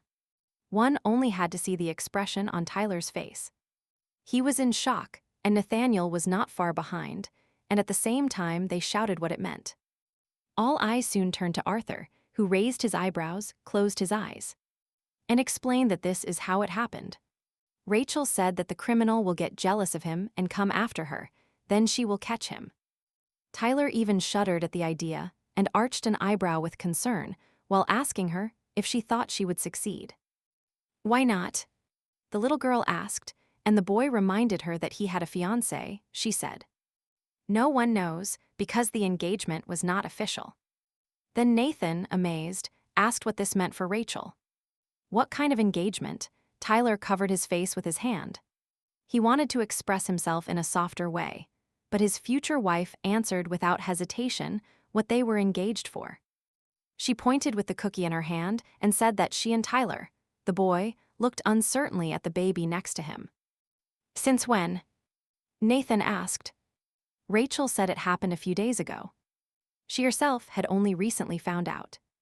Arthur stammered his congratulations. The next moment, Tyler turned to his fiancée, called her baby, and told her that not having an official engagement is another matter. But that this plan is very dangerous. She wants to become bait for the mage, who will probably try to kill her. He understood her desire to catch the criminal, but this is too reckless. As an assistant to the order leader, he is against it, but as her fiancé, he is obliged to protect her. The girl again recalled the events of the banquet, and she asked him if he was taking too much upon himself and told Tyler not to interfere in her decision, that it was only a contractual engagement. Then the young man said that perhaps it seemed to him that he was minding his own business, but that this was more concern than interference. He said all this looking directly into her eyes, but Rachel still couldn't understand why she should care if she was stronger than him. As Nathan also supported his comrade and said that he was also worried that she was in the most dangerous position. Arthur also raised his hand and said that he was on her side, but that he was also worried about her. "They are all very worried," said the girl. She still didn't understand what feelings she had about it, but she felt good. But what should she do then? It turns out that because of them, she must suppress her desire, as they tell her. Tyler said he had nothing to say.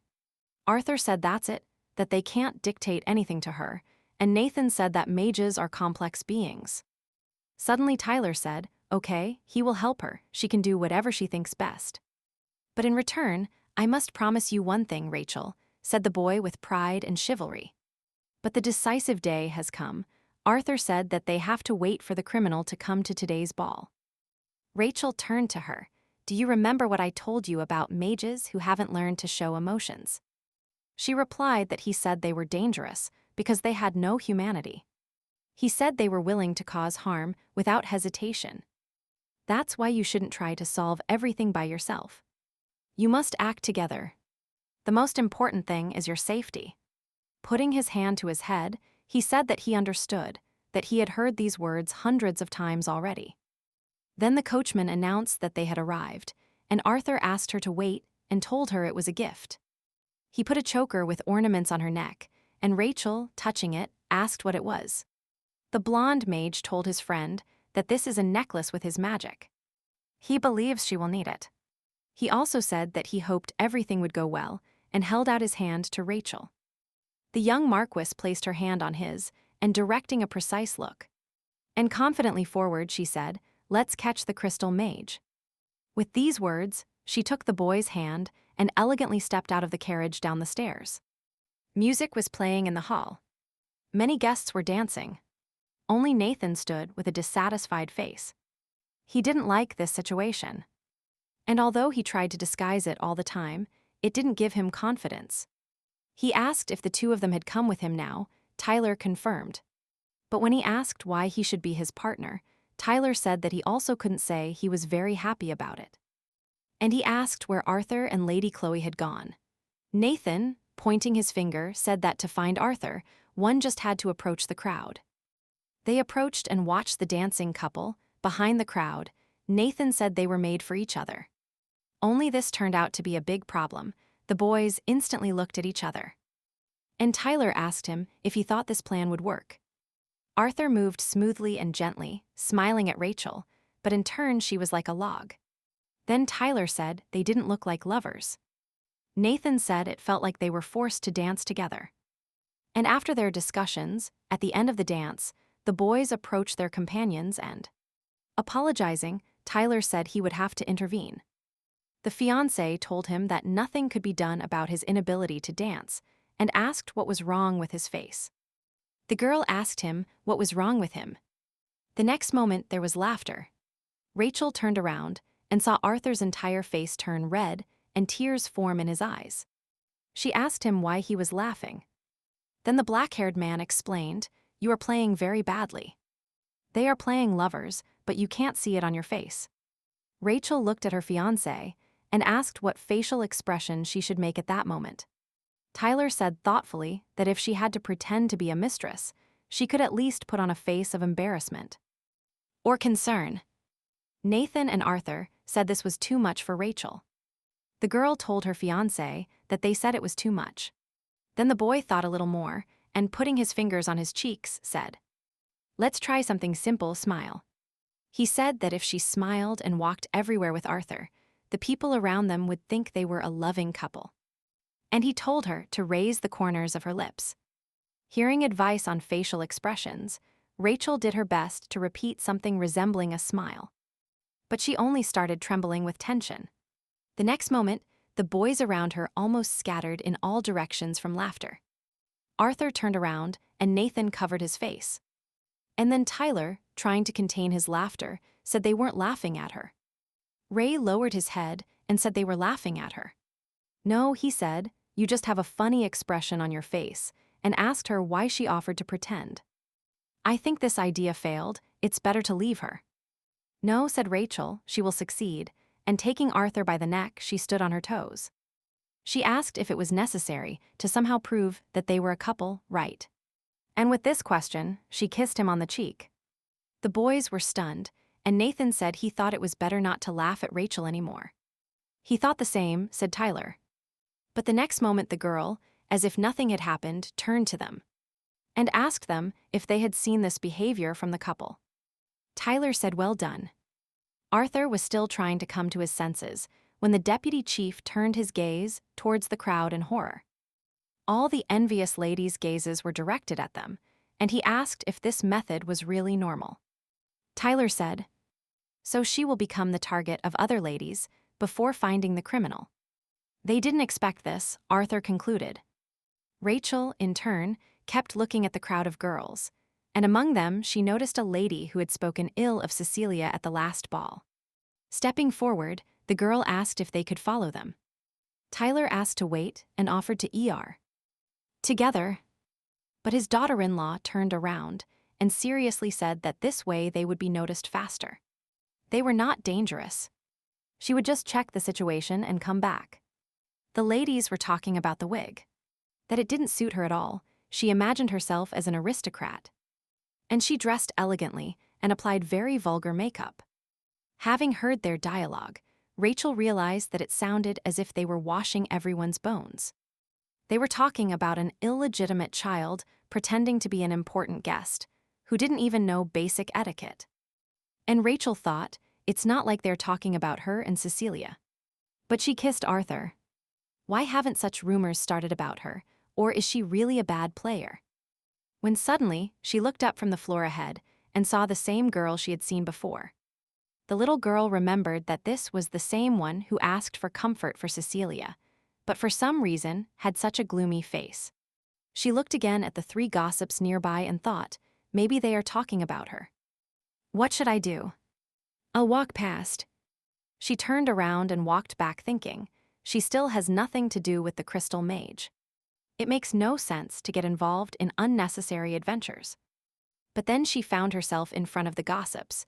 One of them saw, and, remembering that she was the one dancing with Arthur, she asked if something had happened to her. "Listen," the red-haired Marquis said to Chloe with pride and seriousness, "know your limits." But she herself thought what a ridiculous situation this was, and why she was interfering in other people's affairs. And so, along with that lady, they entered the room, where she thanked her for her help. Rachel said she hadn't done anything special. And 20 minutes ago, when she told the girls to use moderation, they saw the object of the discussion and quickly fled. Then Lady Rihanna asked to be allowed to invite her for tea and tiramisu dessert. Rachel fell in love with the latter. And now, she said, she had no intention of helping her, but simply felt disgusted looking at those ladies. She put a piece of dessert in her mouth and happily began to listen further, enjoying the tenderness in her mouth. Rihanna said she knows they gossip all the time, but she didn't think she would become the heroine of the gossip. She tries not to depend on people, but she can't do anything about unpleasant situations. Ray thought because people get offended by this. She hugged herself by the shoulders and said, to be honest, she was a little surprised. Usually in such cases, no one shows a desire to interfere. The last time at the ball, she also started thinking out loud, when suddenly she looked at the lady in front of her. And then she cheerfully said that they already knew each other. She was then on the terrace and was about to say something to those arguing about Cecilia. And she stopped her. Rachel nodded her head and looked away with her green eyes and said, "It seems so, that's how it was." In response, the silver-haired girl smiled and cheerfully said how generous she was. Moreover, she saved Lady Cecilia's life twice. She saw what she did at the grand ball. She is an interesting person, Lady Richel. The girl tensed after these words. And Rihanna said she would like to be friends with her. She never had mages among her friends, but she dreamed of it. Then she should be friends not with her, but with Arthur Robert, said Richel. He is more right than her. But Mr. Arthur has a close relationship with Cecilia, said Rihanna, but the Marquis said they were just friends. It can't be, the girl replied embarrassed, and yet someone like her has the right. Rachel asked why not. Arthur is happy to have friends. Rihanna continued to reproach herself for how not beautiful and unworthy she was. Then Rachel said, really an unpleasant person, and asked her why she tried to kill Cecilia. The violet-eyed girl shuddered, opened her eyes wide, and asked what she was talking about. But she is the queen, said the red-haired Marquis, piercing the criminal with her green eyes. Rihanna asked what Lady Rachel was talking about. She didn't know why she thought so, but it wasn't her. If you are lying, then do it better, there is no logic in your words. She only said she didn't know who she was when she found out she saved Cecilia twice. She couldn't know that she saved her after falling into the water, and most importantly, she herself saw how you pushed her into the water. Rachel also thought that this wig didn't suit her, because she has brown hair. Rihanna felt cold. Be honest. Rachel told the criminal. All this was her doing, the incident in the lake and the incident with the glass at the ball. Out of resentment for such an easy exposure, out of resentment towards herself. For her own inattention, she pursed her lips. Then she won't play with your feelings. She doesn't care if you were jealous of Cecilia or if you were going to kill her. She only needed him. The look in her cold apple eyes was serious. She asked where the crystal mage was. In response, Rihanna laughed quietly and said that since she thinks this way, it will be difficult for her to make friends with her. It's a pity, she said sadly. And the next moment, she loudly called Seth and ordered him to kill her. The next moment, the space in the room trembled and a piece of glass flew towards Rachel. However, she stopped the blow with the fork she had just used to eat the dessert. And said, that means he was here, that's good. She was looking for him. She asked the mage, whose red eye was reflected in the glass, she was glad to meet him. Rachel replied that she, naturally, had to deal with him at that time. So she didn't have any special reason to meet him. The mage asked sadly. They were similar to her. She used the same attack again that she had used at the grand banquet in the royal palace. And although Rachel watched her intently, she thought inwardly that such magic didn't work on her. She pierced her hand with a fork and told the glass that her name was Wind. It seems she still didn't quite understand what was happening, but since they met, there was no way she could defeat her. The crystal mage was surprised and said, the transformation magic that resembles alchemy is the power of that very blood magic that there are so many rumors about. The whole world trembled in horror at blood mages, but she has the power that can destroy any kind of magic. And after a short pause, the mage said that he also wanted to have her. Rachel asked irritably, why is he laughing? The windows in the room shattered. His magic works best on people like her. Rachel asked him what he was doing if it was useless. But the next moment, the air in the room compressed. A hand came out of the mirror behind the girl and pulled her sharply, so that she didn't even have time to gasp before being caught. The next moment, everything in the room calmed down and fell silent. Only the sound of heels and a voice that she had never seen anyone return from there alive could be heard. She got rid of another, annoying person. And then she found herself behind a mirror in a strange room with mirrors. And he touched with his hand the place from where he had arrived here. He asked aloud what this place was, and walking down a certain corridor full of mirrors, he wondered if he had stepped inside the mirror. Rachel asked Tag if she could finally appear, and she cautiously looked at her feet when she almost crashed into the wall again. She had quite a large cut on her hand, but the blood was already dry. She said she would simply break all the mirrors. But only when she started using magic did she realize she couldn't use it. It simply dissipated in a moment. No wonder, because in the mirror there is only a reflection. She heard a voice and, irritated, asked what it meant. The sorceress said that they were nothing more than reflections in this world, her magic, which actually was. It doesn't work here. Anger seemed to start growing, and although she didn't understand what she was feeling at that moment, the space around her grew thicker. The voice said they would never catch her. She only sees a reflection in front of her, and they won't be able to find the real body. In response to the evil mage, Rachel frowned and said what disgusting magic this was. And the mage's eye, communicating with her, ordered her to speak. He asked why the blood mage Rachel Clow was looking for him. The girl looked up, where this eye was reflected, and said she just wanted to vent what had started to change in her. She explained that she was never afraid of death or defeat, and that emotional outbursts never bothered her. She again showed the situation at the banquet before his eyes and asked, but why couldn't she do anything at that moment? If he was really right, did she start experiencing emotions? She told Rachel about her thoughts. The newly formed monster in the reflection smiled and asked, so she was looking for him. Just to ask this. He said she seemed eager to know. She herself already knew about her changes. She started to feel. The more she communicates with ordinary people and learns from their emotions, the more she resembles them. Said the mage. Common mages are quite capable of learning to feel by communicating with people. But for some reason, she is different from other mages. Even if she learns emotions, she still won't be able to show them and fit into society. Rachel asked him why he thought that. And then the mage replied, because she is different from the rest since birth. And that her essence will never change. Her essence, the girl thoughtfully said this phrase aloud and thought about its meaning. Then the voice asked if she really knew nothing about her magic. How could she live in ignorance all this time? The mage explained that blood mages are considered the most powerful mages. Other mages had been afraid of them for a long time. They were the leaders of the magical community, which was formed by clans. But after that incident, the mage community was exterminated. Now those who survived are subject to the laws of this world. Their representatives are the Robert mages, but they are traitors.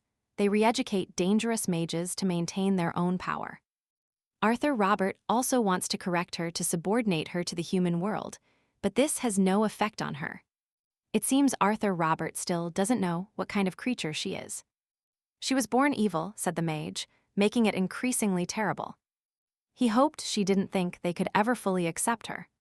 He asked her if she thought they would remain her friends if they found out she was a dangerous mage. On the contrary, they would be afraid that she would kill them. And in the end, they will betray her and abandon her. They are just using her now, and that's all. She shouldn't allow them to do this. She must not let them take her power away. Seth turned to the blood mage Rachel Chloe and told her she should listen to his voice. She must realize her essence. The shadows created by the mage enveloped her, and Seth himself asked. She also hates people, but she has the strength and ability to run anywhere. If they join forces, they will become invincible. They will destroy mages like the Robert clan in a short time, and everyone will be afraid of them. And no one will dare to interfere with them. They will become the strongest mages. The voice asked if it wasn't a tempting offer. Exhaling, Rachel said that this was very possible, but that she would not team up with him. The mirror mage asked why she didn't want to, and the girl replied that she had already made a promise to act with them. The voice said excitedly that he didn't understand her. He didn't understand what benefit she had. After all, she came to him because she didn't want to admit that she was starting to feel something. The more emotions she experiences, the weaker she will become, and she is afraid that they are domesticating her, said the mage. He asked her defiantly if she was ready to become people full of fear and doubts. But Rachel said he was right, that she didn't like it. After all, these emotions can become her weak point, that they will most likely abandon her when they find out who she is. But all this is not important, and maybe she will lose a lot, but at the same time she can gain. She remembered Tyler's words and his request to promise him one, the way he looked at her seriously and worried. During that conversation, he asked her to remember that no matter where she goes, there are people who will be on her side. It seemed that at that moment she thought that having met in the past, she had found herself exactly where she had always wanted. To a place full of loved ones, good acquaintances, and friends, a place she could call home. Then, for the first time, she felt that she too had desires, and now she stood proudly before the decisive answer to his question. Rachel told the mage that even if they left her, it would be fine because she was the one who wanted to be with them. The sorceress was very surprised. But she soon dismissed these emotions and said she was very stupid and would regret her choice, although she no longer has time to regret because if she dies here, in reality, she won't have to suffer. But suddenly the choker lit up, and the next moment they were transported outside the collapsing room. The mage asked fearfully what had happened. She couldn't use magic, but how did he end up in reality? The boy wondered. But they also had their own plan, said Tyler. Rachel's necklace is a mineral that adjusted to her magic. This was the end, said Arthur, who approached them. He turned to Seth, and the boys blocked their friend. The young man dressed in black called them idiots and said they didn't seem to know that he could move anywhere. Even if he can't win, they won't be able to catch him. Once he hits the reflecting object, his flesh won't be found. But the blonde mage, looking sadly at the boy, asked him to look at his hands. The next moment, Seth looked down and was horrified to find his hands handcuffed with magic. And he asked when they had time. Tyler explained that these handcuffs were made of crystal metal. They planned everything in advance because they were in charge of the arrest. The guy cursed, and Arthur said there was no point in resisting and that he wouldn't be able to use magic because of the crystal. Rachel's fiancé said enthusiastically that they only managed it thanks to the imperial court's budget. He told the criminal that the crystal looked like some kind of pebble, but it turned out that none of them were cheap. Seth got angry. And after this monologue, after taking the hood off the boy, I thought, that's right. What kind of criminals who tried to commit murder? A small, disgruntled boy with long, curly, wheat-colored hair and eyes full of rage. Tyler, looking at this man anxiously, thought that he wouldn't even turn 18. Rachel looked closely at her enemy and assistant, who made her self-aware, examining every inch of his face. Arthur looked at him with some sadness and thought that he pretended to be great and omnipotent. But in reality, he turned out to be a child. Moving away from the criminal who fell to his knees, Rachel said that his role was over and told him to solve it more thoroughly himself. The young man, trembling with fear, agony, and resentment, suddenly asked in a creepy tone to be killed. The girl froze. At first, Rachel was even afraid of such a request or thought it was a good opportunity. But soon she replied that she didn't want to. The boy asked why she didn't want to since she herself said she would take care of him. Or that she pretended to be generous in front of people. He asked if she was giving up her power for the sake of some pathetic people, saying she would regret it. The girl stood there for a while, but then turned around and said that it seemed he himself still hadn't realized how useless strength could be. The young man even froze. In no way did he imagine that they could answer him like that. It plunged him into enormous shock. And Rachel said she thought he wasn't always bad, that it was a pity he didn't have friends by his side. Tyler explained to his fiancée that Rihanna and Seth would be interrogated. They would most likely be sent to prison, and punished for attempted murder. He asked her what she planned to do now. She said she had a reason why she wanted to catch the criminal. Narrowing her eyes, Rachel replied to the boy that her goal had already been achieved. Then he asked her what that goal was. Then the little girl explained that she wanted to ask what had changed in her at that ball. It was as if she realized she was angry because she owed him. And Arthur, the order chief's assistant, was very surprised by this and asked her if she only wanted to know about that. The girl nodded. In shock, he said with his hand on his forehead how incorrigible she was, and then asked if she was hurt. And the next moment the little girl, without hesitation, extended her hand with the cut to him. He looked at her sadly and said he still didn't like her magic. With sadness in his voice, he asked if it was really necessary to use her own blood. Maybe animal blood would suffice. And then Rachel explained that magic caused by her blood is the most powerful, and that this blood is the easiest to obtain. This sounded very caustic to Tyler, and he said she wasn't a thing and should take care of her body. When suddenly, he abruptly said that this was in no way pressure. The girl replied that she knew he was worried about her. The boy said he was glad she knew and hinted at a continuation. Rachel said that in such cases, one should just say thank you. The order chief's assistant smiled and said that was what he meant. And the next moment, he thanked Tyler. He asked again, as if he didn't expect her to say that, raised his eyebrows and blushed. Embarrassed, he scratched the back of his neck and said he felt like he had forced her to say it. But it was still nice to hear. Her friend saw this. Nathan couldn't believe Rachel was engaged, but now he sees they look like lovers. Unlike him. In response, Arthur laughed, and his friend asked him if he wasn't surprised. None of them had a partner. The mage replied, if he doesn't like something, he can find someone for him too. Rachel looked threateningly in their direction and asked what they were talking about. They were engaged by contract and nothing more. When the fiancé took her away, he looked at her with some pity and smiled, and said that was how it was. At the same time, Rihanna fought with the knights holding her by the arms. She screamed for them to let her go, and that she would go alone. She shouted that they weren't taking her seriously, either because of her background, and ordered them to take their hands off her. Suddenly, unexpectedly, Cecilia approached them and told the knights to let her go. And because they were behaving rudely. The knights were surprised by the Duchess's arrival, and she asked them if they could leave them alone. She would like to speak with Lady Rihanna. The boys from the night squad said this was impossible, that she was trying to kill her, and that it could be too dangerous. Then the blue-haired girl smiled sweetly and calmly, but asked them sincerely. The boys looked at each other and decided to give their lady that chance, telling her she could call if anything happened. That if anything happened, she could call. Cecilia thanked the guards, and Rihanna took care of them in turn.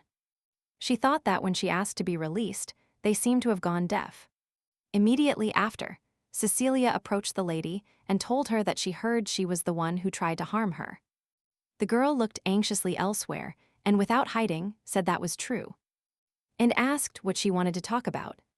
They came to hear an apology. But the next moment, a small female hand slapped her face hard.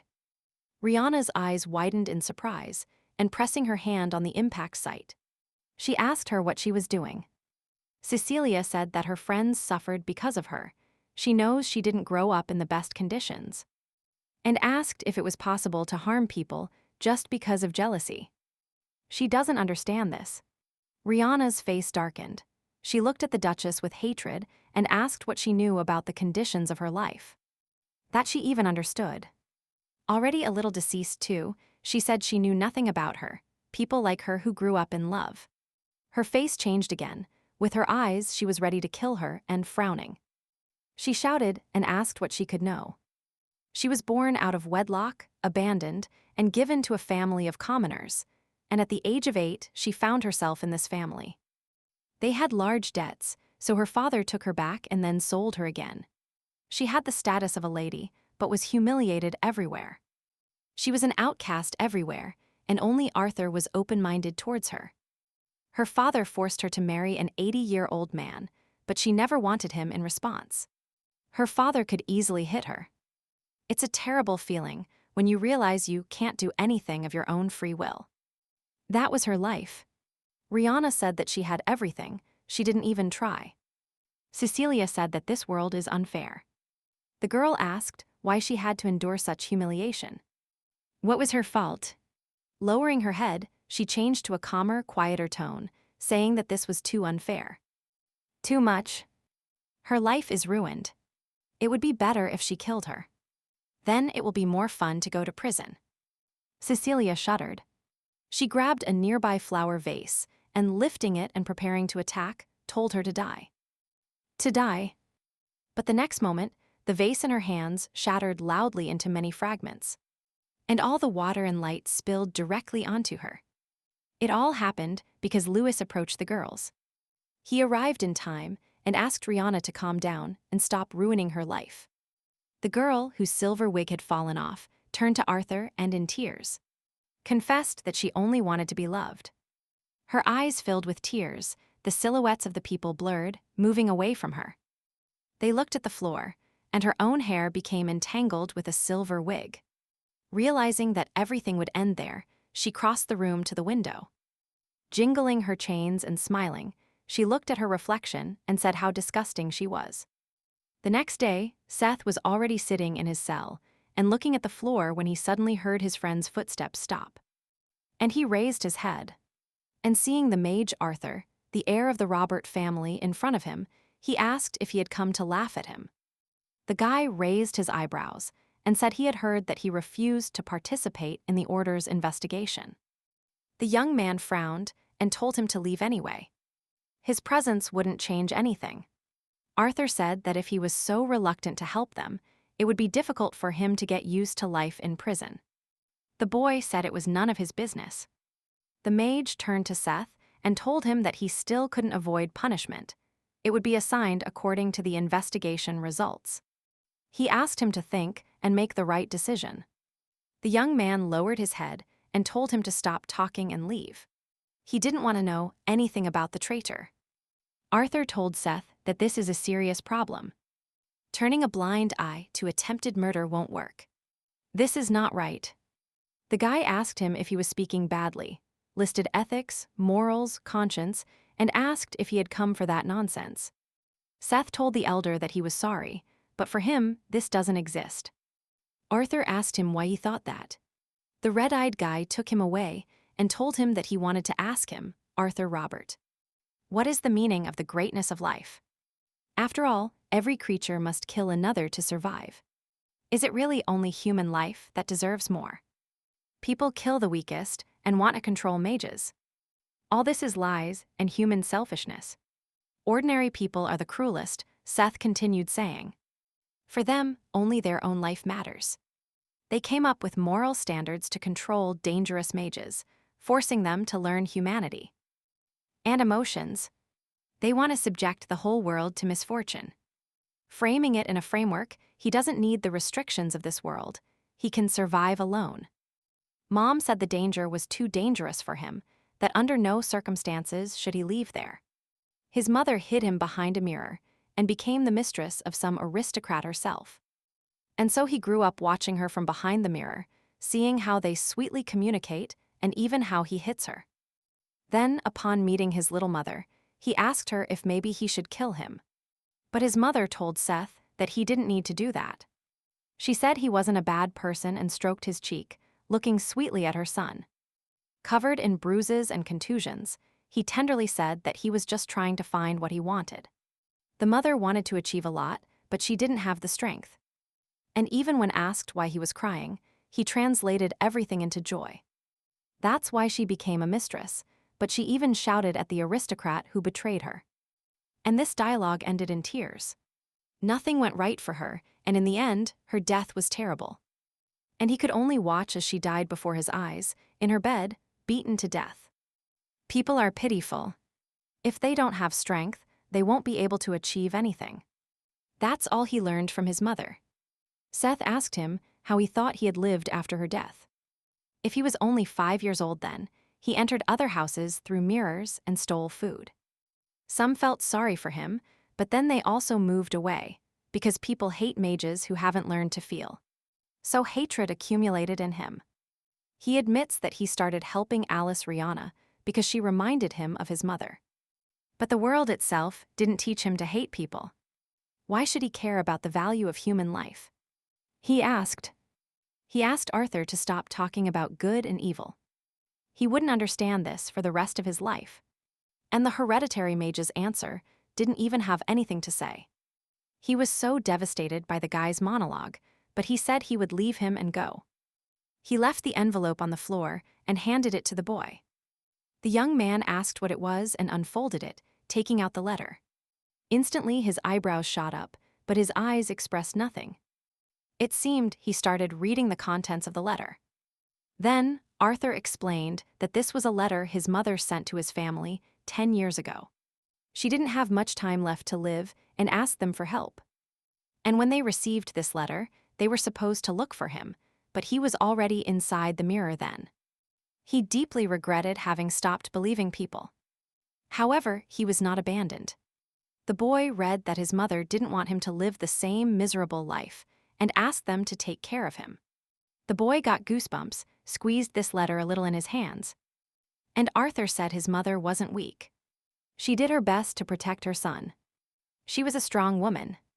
Tears welled up in Seth's eyes, and after so many years, he burst into tears. When Arthur left, he said it was over and asked them to take care of him, and all expenses would be covered by the Robert family. The dungeon guards said they understood the hereditary mage, and the blonde one thanked them with a smile. They said goodbye to him, but as soon as the boy stepped into the hallway, the smile disappeared from his face. Empathy and sadness did not leave him.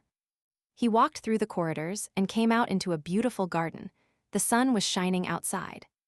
Butterflies were flying, and the trees were green. Arthur looked directly at the sun, which blinded his eyes, and frowned sadly. He thought this world was very cruel. At the same time, Logan continued to work tirelessly in his office, but nothing went as he wanted. The maids knocked on the door and entered, informing the master that food had been brought to him. The man asked, "Don't you know I don't have breakfast?" The red-haired girl told the master that it was already past 1 in the afternoon. Logan looked at the table in surprise, raised an eyebrow, and asked how long it had been. He had large bruises under his eyes. He exhaled tiredly, massaged his forehead, and asked why there was so much noise outside. Another maid said that today Lady Rachel invited her friends for the first time, and a tea party was being held. His older brother asked in surprise about his sister's friends, not believing she had any. The red-haired woman said they were young Master Robert and Lady Richard, and asked if she should convey his words about the noise to the lady. But the man still said nothing. He got up from his chair and walked to the window, looking towards the courtyard. There, along with the others, he saw Cecilia, and narrowing his eyes, he frowned slightly. He told the maids that there was no need for this, that they didn't have to worry about him, but that they should return to their business. "He will leave now, he won't eat." Hearing their master's order, the girls bowed to him and said they would leave then. The boy stared out the window. The maid said he hadn't appeared at the house for several days. It seemed he was too irritated. The red-haired girl said that after every visit to his room, his life got shorter. They commented that Lord Logan was an obedient child when he was young. The other couldn't imagine this and asked why he had changed so much. A friend said that when he wasn't even 12, he was kicked out of the estate and only returned 3 years ago. And no one knows what happened to him during that time. The red-haired maid asked if that meant those rumors were true, that Lady Olivia died because of Lord Logan. Her friend told her to watch her language. At the same time, Cecilia happily thanked Rachel for the invitation. She was very happy that they could come to her. Rachel admitted that Betsy arranged all this when she found out she had friends. Arthur called her a wonderful maid. Cecilia said that Nathan couldn't come due to his work with the order, but she would eat the treats for him. So he had no reason to be angry. Arthur told his friend that she always only thinks about food, but she herself said she ate a lot at lunch. She threateningly told her friend that there are different stomachs for dinner and dessert, and that it would be rude to refuse. The tutu boy asked if Rachel could address them as they are. Cecilia supported his idea, saying they were friends. The red-haired Marchioness agreed and said this would be much more effective for her. And her words would be shortened. Arthur, laughing, asked if it was only for that. His friend said that they speak the same language, they become even closer. However, Rachel didn't mind and said she could do whatever she wanted by expressing her thoughts. When the blonde mage asked the girl what it was like being Logan, she asked him if he meant her brother. Arthur admitted that he was the one who tried the hardest in this incident. He was also the one who found rare minerals. Even his family couldn't do this. This is quite a bit of money, and he is probably dealing with this matter now. He didn't expect Sir to solve that problem and even looked at him differently. Rachel thought he was busy doing things because of her. Cecilia asked him why he was only talking about this now. The boy said that they hadn't seen each other since that day. The blonde friend said they didn't even have time to thank him. When Rachel asked Cecilia if she had met Sir Logan before, the girl said that she saw him for the first and last time that day at the lake. And while her friend looked at her in surprise, Rachel continued eating dessert and thought that after all, he had intervened. Because the incident was related to Cecilia. At the same time, Logan changed his clothes, putting on his service jacket and raincoat. But before leaving, he couldn't help but pay attention to the sweets in the jar. In the blink of an eye, he was reminded of the time when he lived alone far from home. And he often cried. But then a girl ran up to him. She said that her grandmother bought her candies. There are 100 bergamot candies, and there is one big one. Leaning towards him, she took out the candy and said it was unusual and smelled like cinnamon. And grapes. This sweet, curly blue-haired girl handed him a candy and told him to give it to him. Succumbing to the memory, the already mature boy took out that same large candy from a jar of the same production. And ate it. After that, he left his room and was very amazed by the person he saw. But Cecilia didn't recognize him, and after greeting him, she smiled and asked if he was Sir Logan. The man looked at his old acquaintance in surprise. He was so surprised that he was speechless for a moment. But Rachel's older brother quickly regained his senses and said that Sir Logan was him. The girl said she heard that he helped her a lot with the recent incident, but she didn't have the opportunity to thank him properly. The boy replied that this referred to his sister and said there was no need to thank him. And yet, now she owed his family a lot, said the girl, but without letting her finish. Logan said he had to leave. And yes, it just happened, Cecilia thought, what's wrong? He didn't finish, he just left there. Suddenly, the girl perceived a painfully familiar scent that only appeared when the boy passed by her. She turned around surprised. She knew what that smell was. It smelled like bergamot from those same candies. And remembering the moment she shared the candy with that boy, she called him. Logan turned around surprised and asked what it was. The girl, whose hair shone in the light, looked at the blue-eyed boy and asked if by chance they had met before. To which the blue-eyed brunette and leader of the night order firmly said that they had not met. And then they left. Cecilia pouted and thought he was cute, but cold, not her type in general. But that boy was very affectionate and gentle. He certainly couldn't have become such a cold person, she thought. At the same time, the boys on the training ground were discussing that the commander hadn't come. And he hadn't rested for 3 years after his appointment to the position. But they can rest, said the green-haired knight. The Imperial Palace guards were redistributed. Another said that although Chloe's family got along well with them, this time they changed absolutely everyone. Indiscriminately, Nathan asked why. One of his comrades suggested that this was to make a good impression. Another replied that there were rumors that he might be related to the emperor's relatives. When suddenly the men heard footsteps behind them, and then a voice called them. The knights immediately realized it was the commander. Marquis Logan Chloe coldly asked them what they were doing during working hours. The green-haired knight asked the commander if he had arrived yet. Nathan said they thought he wouldn't come to work today. The boy said in surprise that at that hour they should be training and asked if they thought they couldn't do anything in his absence. In response, the third knight said that his assistant told him he could rest today. Logan asked, and what does that matter to him? And the next moment the trio headed for training, Nathan excitedly said he had no objections. Entering the office, Logan asked what this meant. Not only was he relieving his pupils of all tasks, but he was also playing cards. Tyler asked if he thought it was too much. How can a person work so hard if everyone needs rest and entertainment too? Logan asked with disgust if that was why he had created a card club here. The assistant replied that it was a way to maintain morale. Tyler also asked what about the incident. He knew it was related to Rachel, but Seth was only 15 and was sentenced to 20 years in prison. The order commander said that this happened in the Imperial Palace. In this case, the punishment corresponds to the crime, and he asked what about other incidents. Tyler said that speaking of the crows, suspicious events have appeared, where the key figure is probably the Backyard Guild. But there has been no connection with the mages. He reported that the group of mages was completely destroyed precisely after that incident. And he asked him why he thought they were connected. Logan replied that he didn't need to know this and told him to continue monitoring and focusing on his duties. Tyler noticed that it seemed he didn't like mages and also didn't like Arthur Robert. And he asked him why he was so tense. In response, the head of the Night Order clenched his fist and said he had no reason to love them. That mages were the scum of society. This answer almost made the director's assistant's legs give way. His eyes widened.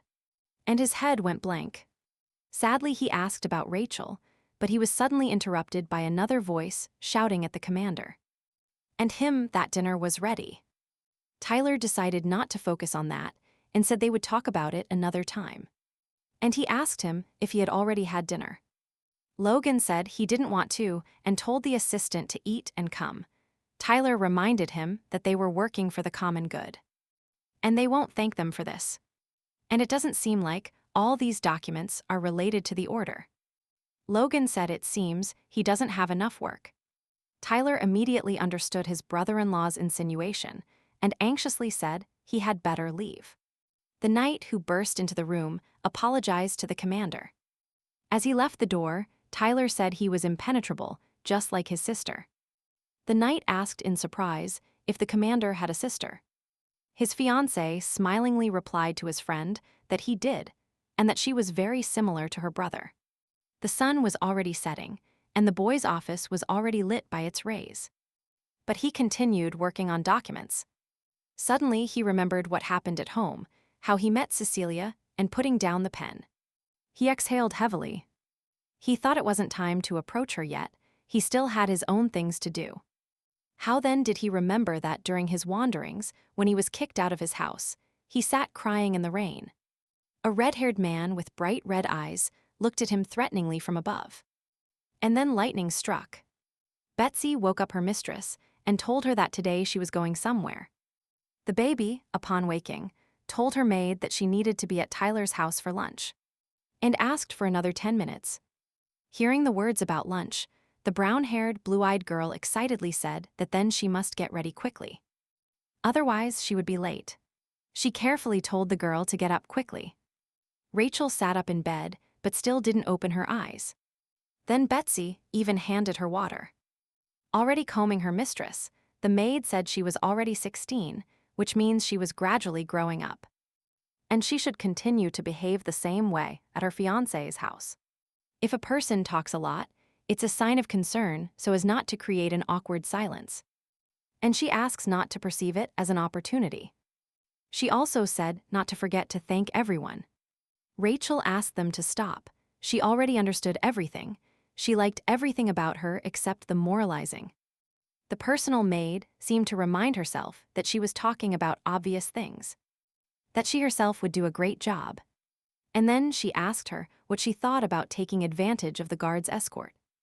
Rachel asked why she needed them. She might not have anything to worry about, but the streets haven't been safe lately, said Betsy. And Sophia, with whom she lives, told her about the disappearance of girls. Rachel said they are missing and gone. The maid said they might be kidnapped, and she always travels alone, while others travel with guards.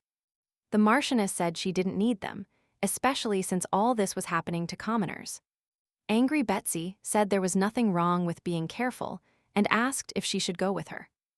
The lady said she didn't look intimidating. The maid replied that it was still better when someone was nearby. At the same time, she could be an interlocutor on the way. Rachel told her to rest at home.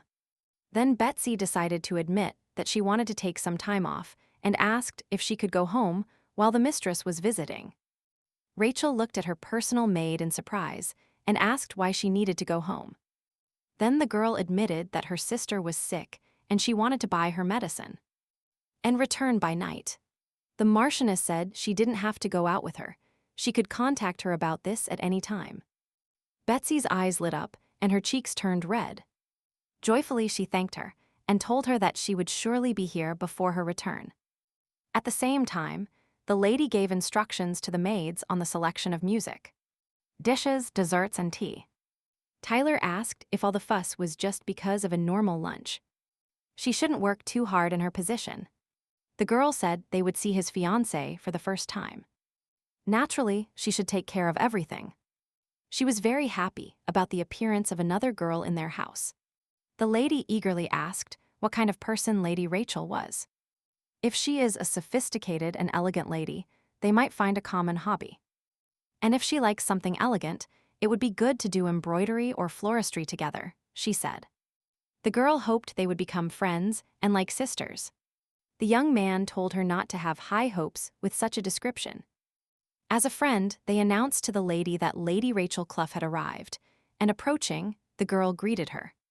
The boy, with a joyful expression on his face, met his fiancée and asked if she had arrived yet. He introduced his fiancée, Rachel Clough. The girl covered her mouth with her hand in happiness at the lady. She couldn't believe that this charming and sweet girl was Tyler's fiancée. She felt like she was going to have a little sister. Tyler introduced her as his brother's wife, but the girl introduced herself as Maria Roderick, Adam's wife and the owner of the estate. She said there was very little time left before the birth. She thought it would be better to get to know him as soon as possible and apologized for the suddenness. The young man, scratching the back of his neck, said that his brother should also be present. But the Countess wanted to see her as soon as possible, and his brother was away on business. Maria said that she, as a lover, should have taken care of this in advance. But she herself recently discovered that Tyler has such a charming girlfriend. And his men are very slow. The Countess continued to talk about them enthusiastically when Tyler asked if she would stay like that. And his brother would scold him later. The girl, smiling guiltily, brought her hand to her cheek and said she was so happy that she completely forgot. And she invited everyone to the table. Maria said that she married Adam 5 years ago. They have been friends since childhood. And she has known Tyler since an early age.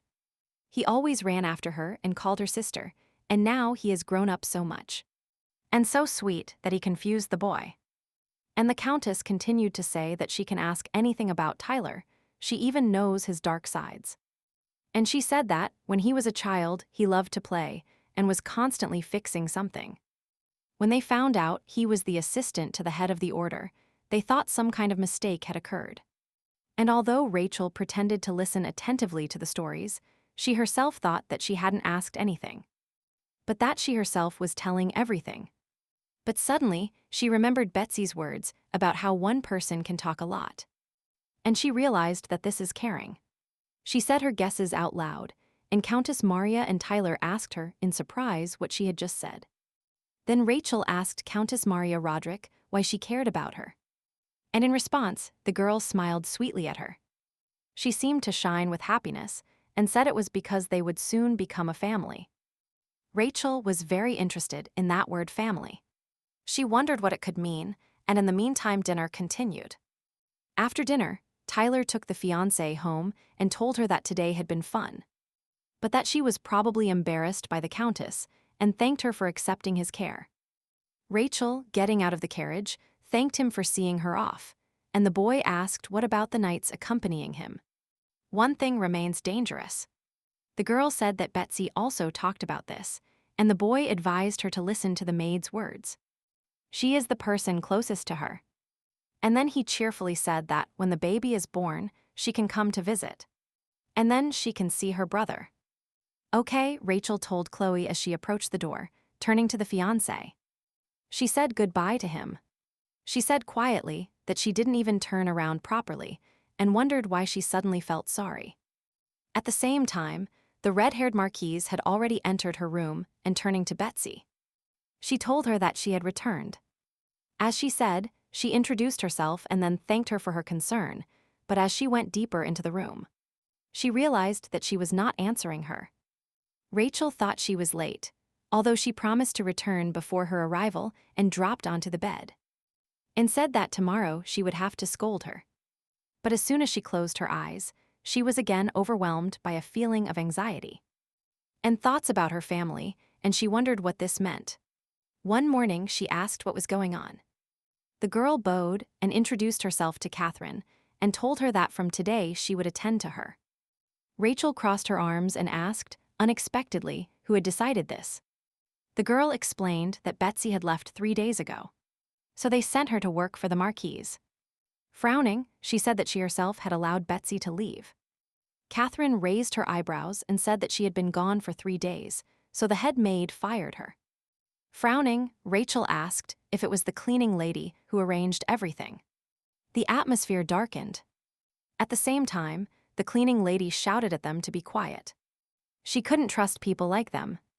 She claimed that Betsy took her master's goods and ran away. Her friend, crying, crossed her arms and told Madame that she didn't believe so, that Betsy couldn't do that.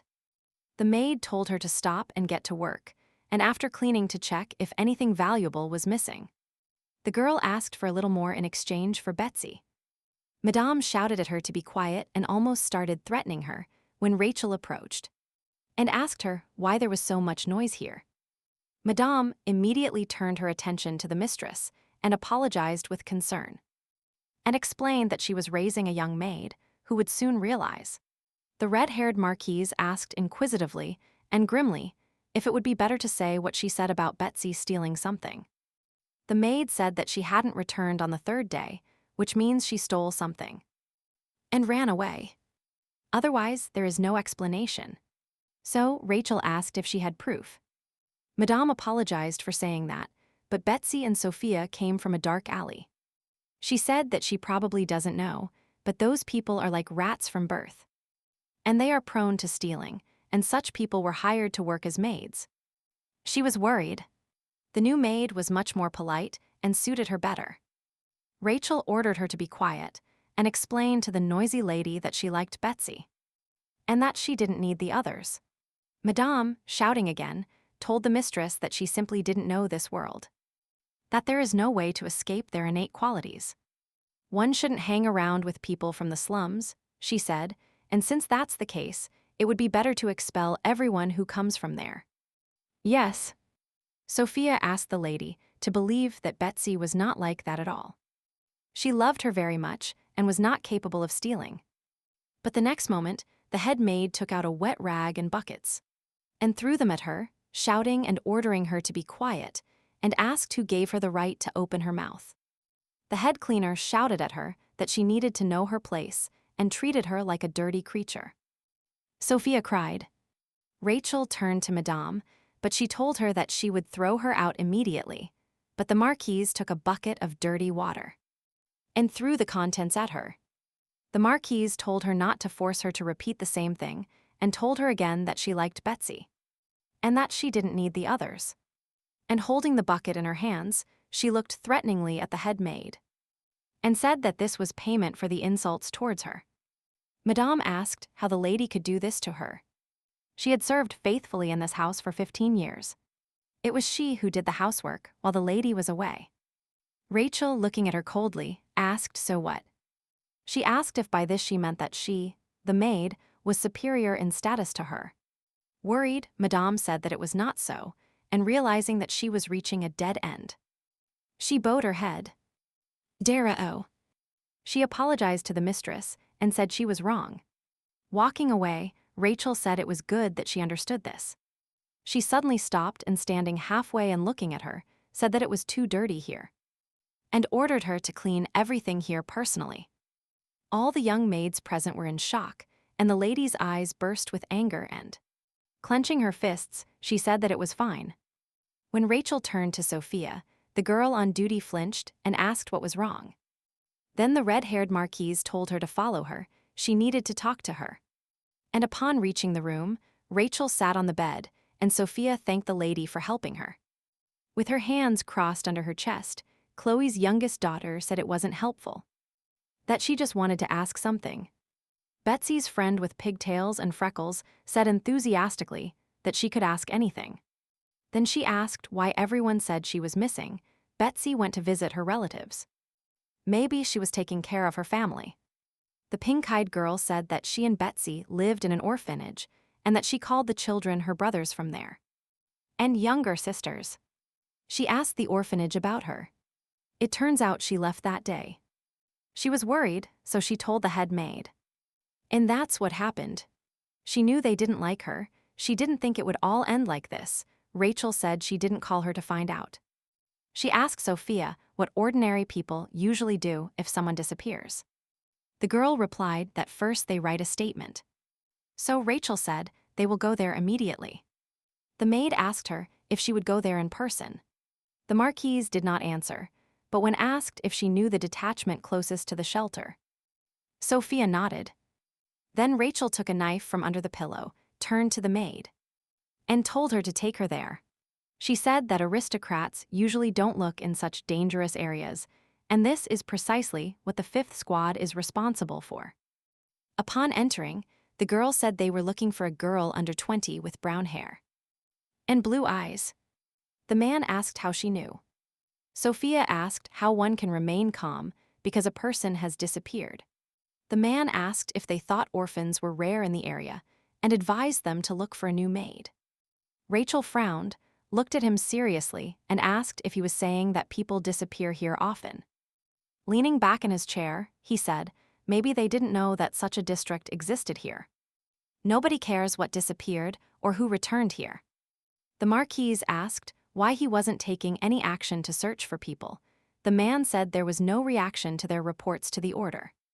These words about the order became a clue for Rachel, and she asked if that meant she should report everything to the order.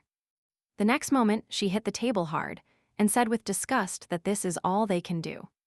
His aged and unshaven face was frowning, and he said discontentedly that they were simply following the orders of their superiors. Everyone knows that orphans from these places are illegitimate children of great knights. She was probably lucky that she was taken to a good home, but her fate did not change because of that. Sophia felt unpleasant and invited the mistress to leave. Rachel looked at the man again. And turning, but without taking her eyes off him, she said that if the whole problem was in order, then she herself would go there. The man asked where she was going. They don't let everyone in. He thinks they will start moving. I know why some servant is missing. Walking to the door, Rachel said that this was no longer her business and called Sophia. The girl asked the lady to wait. The next moment, the door slammed shut, and the man couldn't believe that the girl ignored his words. Sophia ran after the marquise and asked if she was personally joining the order. But she could see Mr. Logan at home. Rachel asked why he suddenly started talking about his brother and told the girl to return to the estate. The maid asked what she was going to do alone. The owner replied that first she would reproach him for negligence and check something. Continuing to walk further, Rachel said that she was bothering her and told her to go home. And not to worry, that she would find Betsy soon. The maid looked at her surprised and said quietly that she thought she was a cold person. And tough. She said enthusiastically that her mistress was amazing. Now she understood why Betsy loved her so much. The men asked if it wasn't absurd that the romances of the knightly order were largely a fiction of novels. Tyler replied tiredly that there are no warriors in this country and therefore they are forced to do paperwork. But his colleague said that there was nothing to be done because reports were sent to the order from the 8 guard posts in the capital. Tyler said he couldn't write more than 3 lines on this topic anymore. The assistants to the head of the order were to be selected based on their ability to work with documents. The dirty pink-haired boy said that if it weren't for the imperial palace affairs, there would be much less paperwork. The guy with the bob asked if it was too much that they should also participate in monitoring the events organized by the emperor's relatives. Tyler said he has no authority, he has to do what he is told. The real problem is the hard work and honesty of the head of the order, who does not allow them to descend. But he himself works harder than anyone else. Yesterday, he didn't even sleep all night while working on the documents. When suddenly the door opened, Logan entered the room asking why the report on the guard squad was not ready yet. The three of them abruptly got up from their seats and, in unison, said how unexpected this was. Their commander, frowning, recalled that he asked why the report was not ready yet. The dirty, pink-haired young man was fidgeting and said he would find it now. And bring it to him. After a while, groans of this kind were heard about what he should do. Then Tyler asked what happened. The young man explained that there had been no report from the 5th Detachment for about 3 months. He had already checked 10 times, but he didn't understand where it had gone. First, the report must be submitted in this form. The guy with the square asked if everything was going to be all right. Maybe he wouldn't notice just one report. Rolling his eyes at the hopelessness of their situation, the deputy chief said he doubted it. At that moment, Rachel had also approached the building of the nightly order. But she was walking in circles. The men were discussing what the lady had forgotten here. When Nathan ran up to the men and asked what was going on, the bald man asked his friend. Pinching the baby's cheek, maybe it was his daughter. As a friend, a bluish-haired boy suddenly put his hands on the wall and asked what she was doing here. The hair on his head stood on end, and the dark-skinned blonde asked Nathan what it was. Rachel turned towards the noise and seeing her friend on the wall, the red-haired Marquise said it had been a long time since they saw each other. The men, hugging the boy, asked him if he knew her and if she was his girlfriend. Nathan looked surprised and told his colleagues, looking at the Marquise shining in the sun, that this was the commander's younger sister. The men immediately moved away from him. They were in shock, but said they understood, and the young man raised an eyebrow and asked why she had come here. Waving to his friend, he told Rachel that he would come down now, and his colleagues decided to leave immediately. Rachel looked at him surprised, but nodded her head. She ran up to her friend Nathan and asked what brought her here. The girl replied that she wanted to meet one of the order's leaders. The subordinates were working very badly, scratching the back of their necks. The guy asked her if she was with the head of the order, if she meant being Tyler, or if she came as the commander's sister. I didn't ask or because I missed the head assistant, that's not the point. The girl said that of course not. The girl asked what the director's sister meant, but in response, Nathan raised an eyebrow and said, follow him and he will eliminate her. At the same time, the guys brought a security report. Looking at the sheet, Logan asked if this was exactly the report from 3 months ago. That's right, replied the blonde-haired boy. The head of the order noted that the volume had significantly decreased since the last time.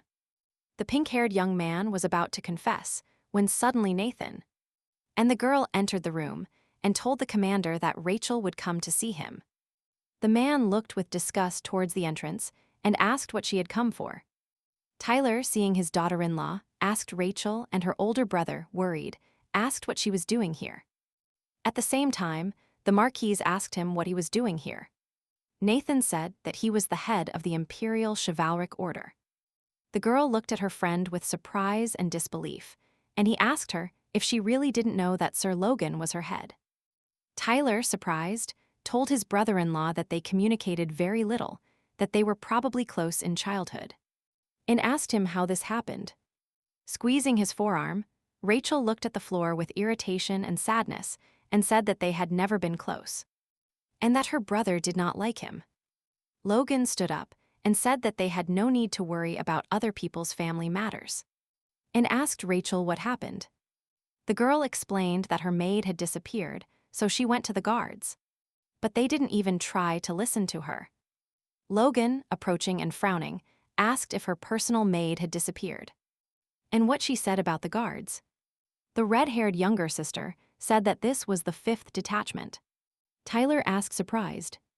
She was there too. His colleague said that this detachment is responsible for the street, where a Crow gang rules. Tyler said that no one wants to work there. Rachel said she had heard that girls had been disappearing there frequently lately. They were told, they reported to the superior, but no orders were received. But it turned out that the superior was her brother. Logan told his sister that it was the first time he had heard of this and asked. Glancing through the papers, where the report from the 5th detachment had gone, the young man admitted that it had disappeared. They had accumulated many cases related to the Imperial Palace. They didn't have time to fill out the security documents for the areas. Tyler said it was his fault. He would personally go to the 5th detachment, having placed the documents on the table. Logan asked Rachel if it turns out that her maid disappeared in the area for which he is responsible. The 5th detachment, and most likely she was kidnapped. Rachel said that was true. Logan added that there was a possibility that it was not a kidnapping. This is not the first time this has happened. An investigation needs to be carried out. It is unknown what may happen if measures are not taken in time. The guys assumed it was a Crow gang. They must first be listed as suspects. But for a Crow gang, Delhi is their property, they said, and the girl got hooked on the name of this gang. They also can't come without proof, but even better, they can solve the security problem in that alley. Logan told Tyler and Nathan to investigate the missing report from the 5th detachment, and that he would gather the knights and go with the Raven gang. Suddenly, a knight knocked on the door and told the commander that a man from Sergio's estate had arrived. A gray-haired man with a bundle in his hand said that it would not be possible to gather military forces now. Logan asked who he was. The man, pointing to himself, said that he came from the heads of the Sergio family, that the Duke is the uncle of the Crown Prince. The head of the order asked why the Emperor's relatives interfere in the affairs of the chivalric order. The man said that now some missing vagrants are not the most important thing. There is a banquet tonight. They should be present there. Angrily, Logan said. It seems that the Emperor's relatives consider their detachment to be their personal guard, and ordered him to return from where he came. The man frowned indignantly, wrinkled his nose, and said what kind of rudeness this is. The knights discussed that the Duke's daughter planned to marry the commander. But how could they be treated so rudely? The man said that Duke Sergio said he must be present, and that the gathering of knights can be postponed until later. Logan said calmly that he would send his subordinate there, and that the right to gather knights belonged to him, and asked not to interfere. The gray-haired ambassador said that he must come in person and presented a written request from the Imperial Palace. Lifting the paper, he asked, was he not going against the Emperor's own order? Logan's boiling point with Chloe had already reached its limit. It seemed that he was about to explode with anger and asked if he was getting into a conflict. Realizing this, Tyler, cooling the ardor of those arguing, said that they understood everything, that he could leave it in their hands and leave. Now they have a meeting.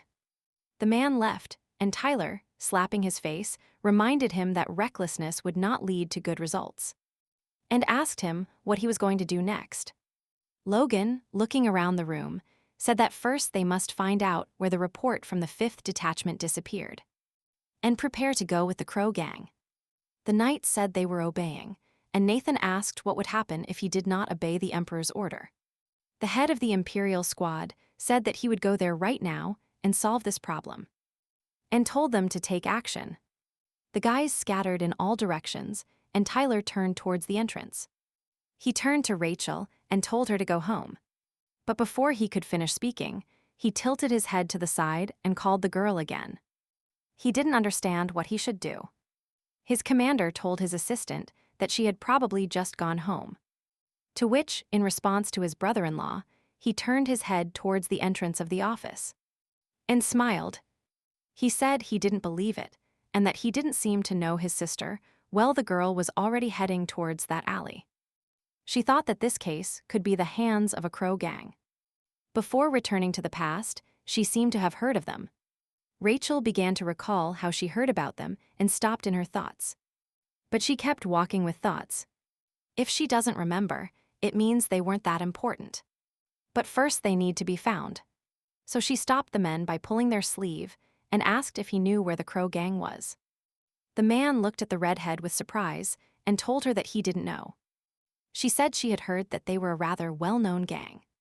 And realizing that she wouldn't get anything from him, she said it would be faster for her to go there herself to be kidnapped. And thank him for his help. The man looked at the girl and asked what the lady was talking about. Walking down the dark street, Rachel thought that if she walked quietly here, they would notice her and kidnap her, and she would pass by the old man. When the grandfather turned around and said that he saw her for the first time in this corner, and asked her if she was lost, he said that if she needed directions, she could contact him. Rachel turned around and said that she had business to do here. The old man asked if the place was so gloomy that it was unsafe, and advised her that it was better to leave. However, Rachel went further and told him to go his own way. And she had her own plans. The old man was surprised. The unshaven, bald old man, smiling, said that he hoped nothing would happen to her. He was very cold, but only warned of danger. Suddenly, Buck turned around and asked his grandfather if he knew a crow gang.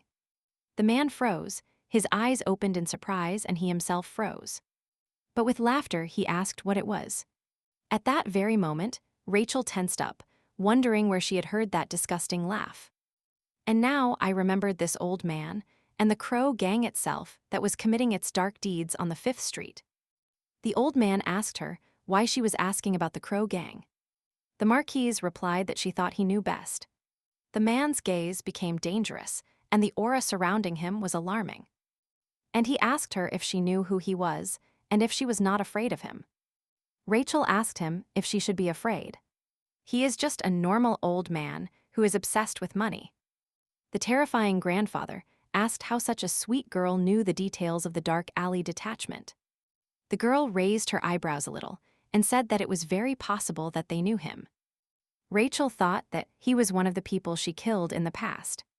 She was just lucky that she returned, and now he will not die. She lowered her gaze to the floor and thought, if you think so, then she saves many people's lives. At that very moment, the old man came in and, smiling in her face, said that it was strange, but that he didn't remember him. He was completely distressed and said that his face seemed familiar because his eyes had the look of a murderer. The old man, with the same creepy smiling expression on his face, said that she was very similar to someone he knew. She asked if the disappearance of the children was his doing. She knew that he was obsessed with money. The man asked about the disappearance, and Rachel explained that they and her maid were kidnapped. At that moment, other gang members had already begun to gather behind her. And then one hit her on the back of the neck. And now she was unconscious on the stone floor of the streets, and 4 men were watching her. The blue-eyed old man said that there is nothing more stupid than the absence of fear in such a dark place. At the same time, the Knights of the Order were discussing the report with the man. He said that he had reported everything. Nathan said that he was repeating the same thing and showing him the sheet. He asked him if he was saying that this was the complete report or if he was trying to deceive them. The man asked how many times he had to repeat that this was all he had, that he knew nothing about the omissions. Nathan concluded that they had bribed him and asked them that Arian Tyler was already heading towards them. And while the man was speaking, something in them and their order made him shut up only when the guy hit the table. The man said, alarmed, that it scared him and asked what it was. The brunette looked at him intently, frowning. However, the next moment he relaxed his face and, smiling widely, turned to the slightest and offered to speak in person. The boy reasoned that 10 minutes had already passed and wondered what they were talking about. If it was too simple a way to solve the problem through conversation. Nathan said that he didn't seem to know how such a naive and cheerful man rose to the rank of assistant to the head of the order. The comrade admitted that, in fact, he always thought he was a little strange. If the commander is a very simple person, then Tyler is ingenious and flexible. That person is important to the commander. You cannot blindly trust a smiling man. At first glance, he is carefree, but in reality, he knows how to find the best way to solve the problem. The man bowed to the ground and asked him to forgive him. He sees through a person and pressures them until he gets what he wants. Tyler ordered him to tell him what was going on. That is Sir Tyler. The trembling man raised his head in horror and said that it would be better if it were a common gang. And current like the Crow Squad. The boy tilted his head to the side and, bringing his eyebrows to the bridge of his nose, insistently asked, if it's not them, then who? The man, looking at the dark silhouette blocking the rays of light, said that they brutally kill people using magic. Tyler's eyes widened and the man, whose face responded to the sunlight, screamed in horror that they were very dangerous mages. However, not much time passed, and then Rachel opened her eyes while lying on the floor in a huge cage.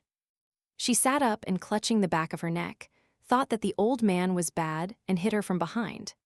Looking around, she realized that it looked like his lair. She was happy for herself, because she was kidnapped like Betsy. But she was worried why there were no other children here, when suddenly the nearby bag shook and made a sound. She turned sharply in his direction, raised an eyebrow in bewilderment, and asked what it was. He took it out of the bag and stuck it in the mouth of a gray-haired, green-haired man, who sneezed and thanked her for her help. He kept sneezing and complaining about dust allergy and untied his hands. Rachel asked him who he was. The bespectacled boy said his name was Kevin and again thanked the girl for freeing him. However, upon getting out of the bag, he fell clumsily and raised his head and said that he already thought he would die in this bag.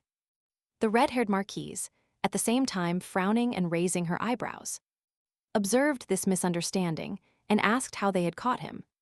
Taking the tape off his mouth, he said that he had lost his sister and then started looking for her, asking people, and in the end he was kidnapped. Rachel asked him and told him that she was also looking for the missing maid. And then I heard about the Raven Gang. Kevin said that initially he also thought so, but it seems it was not about the Raven Gang. He thoughtfully explained that he had overheard a conversation. It seemed that the children who were in the gang had also disappeared. They said they were sold at a slave auction. Rachel, surprised and stuttering, asked if this was how they were sold. Then the man frowned and said, "It seems the criminal is involved in human trafficking." After these words, he got goosebumps. He was worried that if they didn't find them quickly, the same fate awaited them. The man confirmed that they would be sold. There are no ethnic standards for such people. Rachel asked him if he had heard of the criminal. Kevin said that here they call him the Dark Brotherhood, when suddenly a bald old man entered the room and asked them how they had woken up. The red-haired Marquise turned her head with disgust in his direction and thought that it was that damn old man again. He said that he seemed to be from a rich family and apologized for bringing her to such a humble place, and asked why they needed her. The man, whose face was half lit by light, said that they were also suffering losses because of them. They grabbed the children who worked for them. The man cursed and said that they should have gotten rid of them immediately. Anyway, they barely survived. The old man asked if they shouldn't benefit too. Rachel asked what would happen next. He became distressed again and said that they needed others to sell, an eye for an eye, a tooth for a tooth. They would sell the mage. "What does this mean?" asked the little one, feeling cold.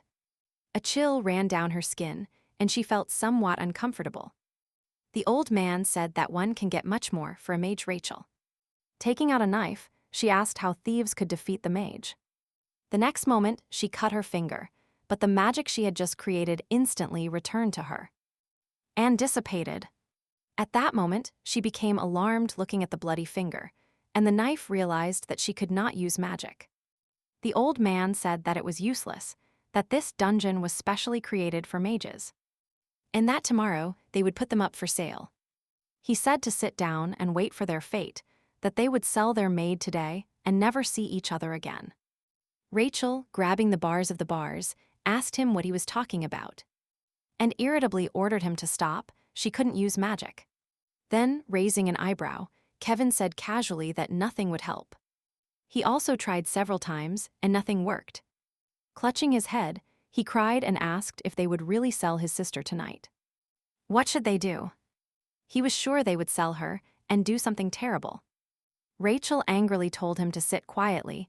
She couldn't concentrate what to do, she thought. And gripping her knife tighter, she hit the keyhole hard. But the blade broke. Kevin kept complaining about what would happen to his sister. He couldn't let Alice go so easily. Rachel was very irritated by this behavior of her cellmate and turned and told him to be quiet. The boy finally closed his mouth and squeezed it with both hands to have full confidence. The Marquise exhaled tiredly. Suddenly, she heard some conversations and shared it with Kevin by going towards the sound.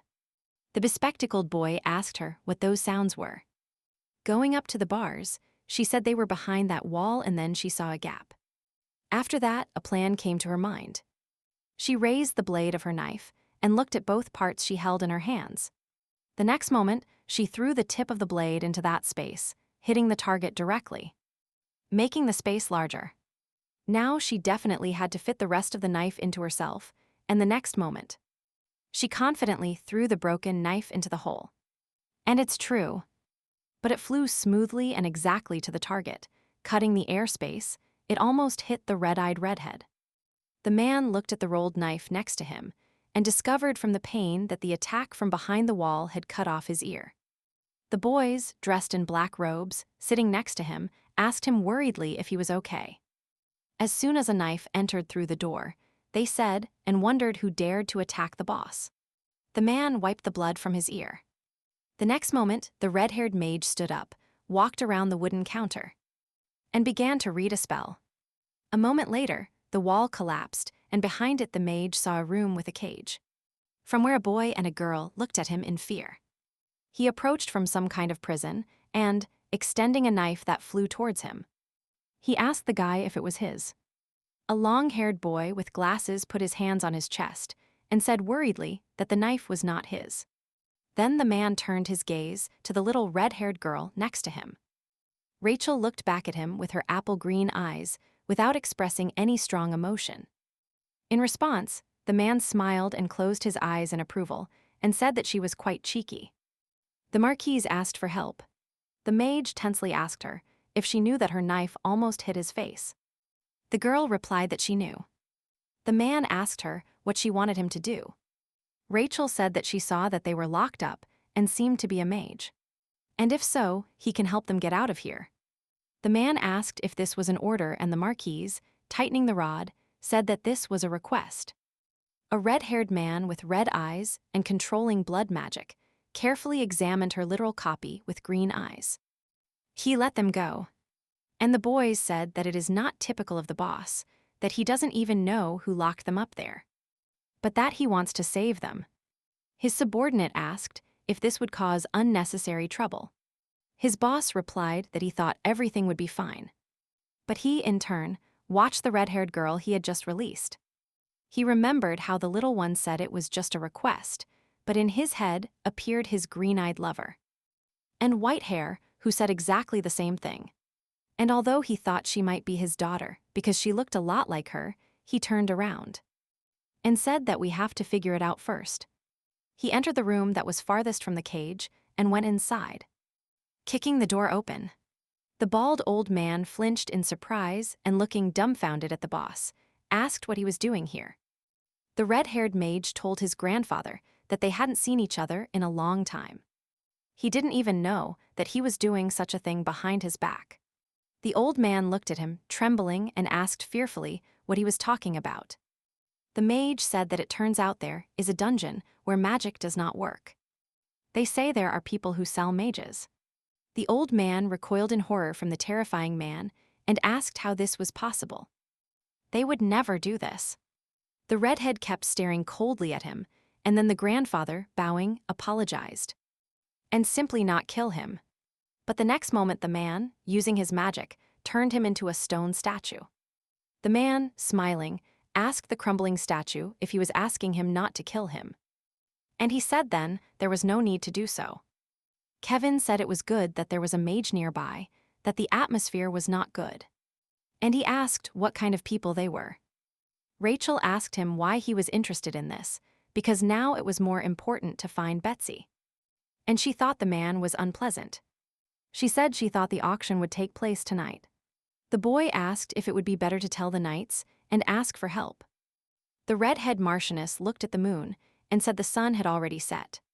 They didn't have time for that. The guy said they didn't know anything either. It seemed to be some kind of dark organization. His magic was not for attacks, and he couldn't handle it alone. The girl said the knights couldn't help. They went to the reception. Kevin asked if they had gone to the reception like those people, and pointed a finger at the masked couple. Seeing a couple in suits nearby, Rachel grimaced and said they should follow them. Why suddenly? The boy asked.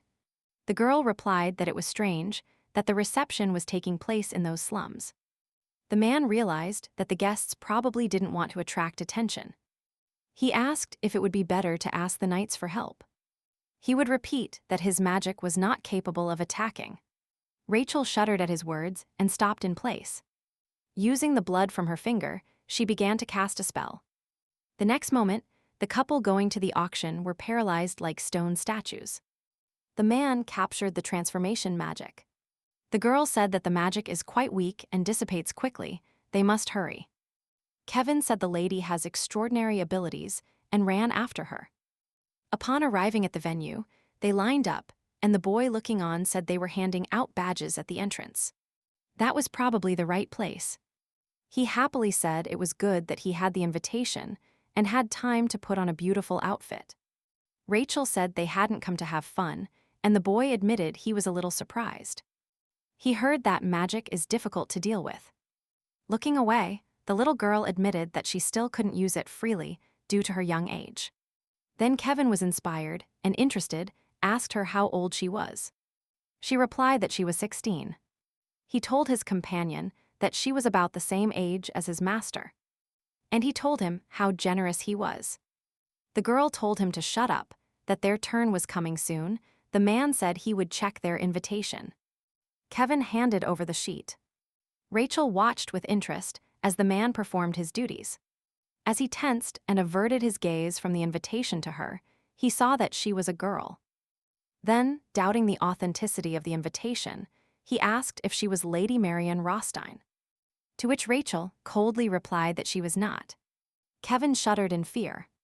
And hugging her, he told him that his third wife could not come and that this was his mistress. He apologized for using his wife's name and asked for understanding.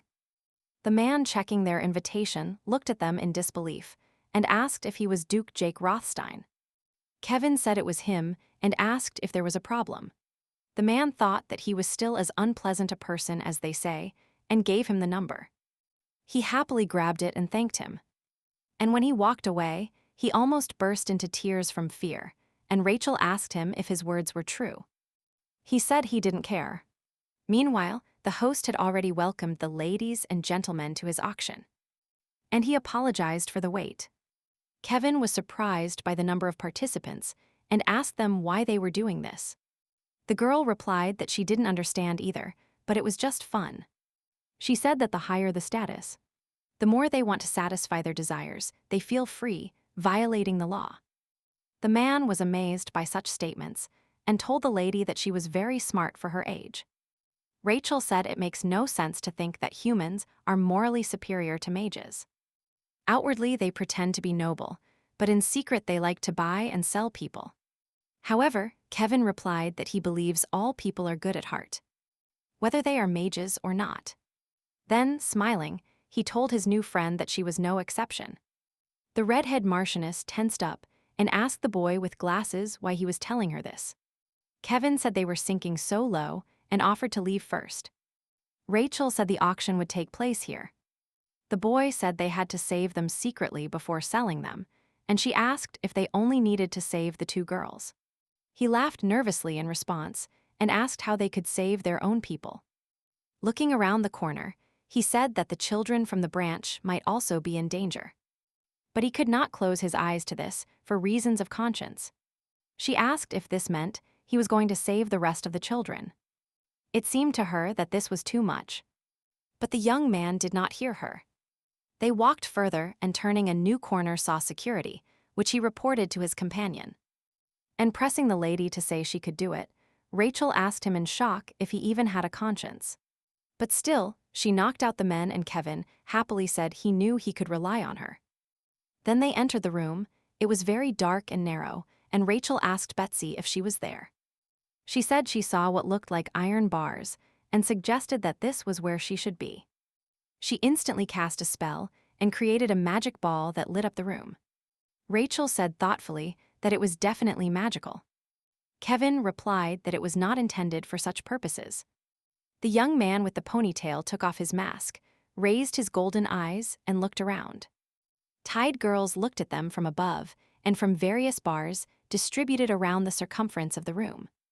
After looking around, Rachel also took off her mask and said that this whole place was terrible. And she asked him if he really thought he could save everyone.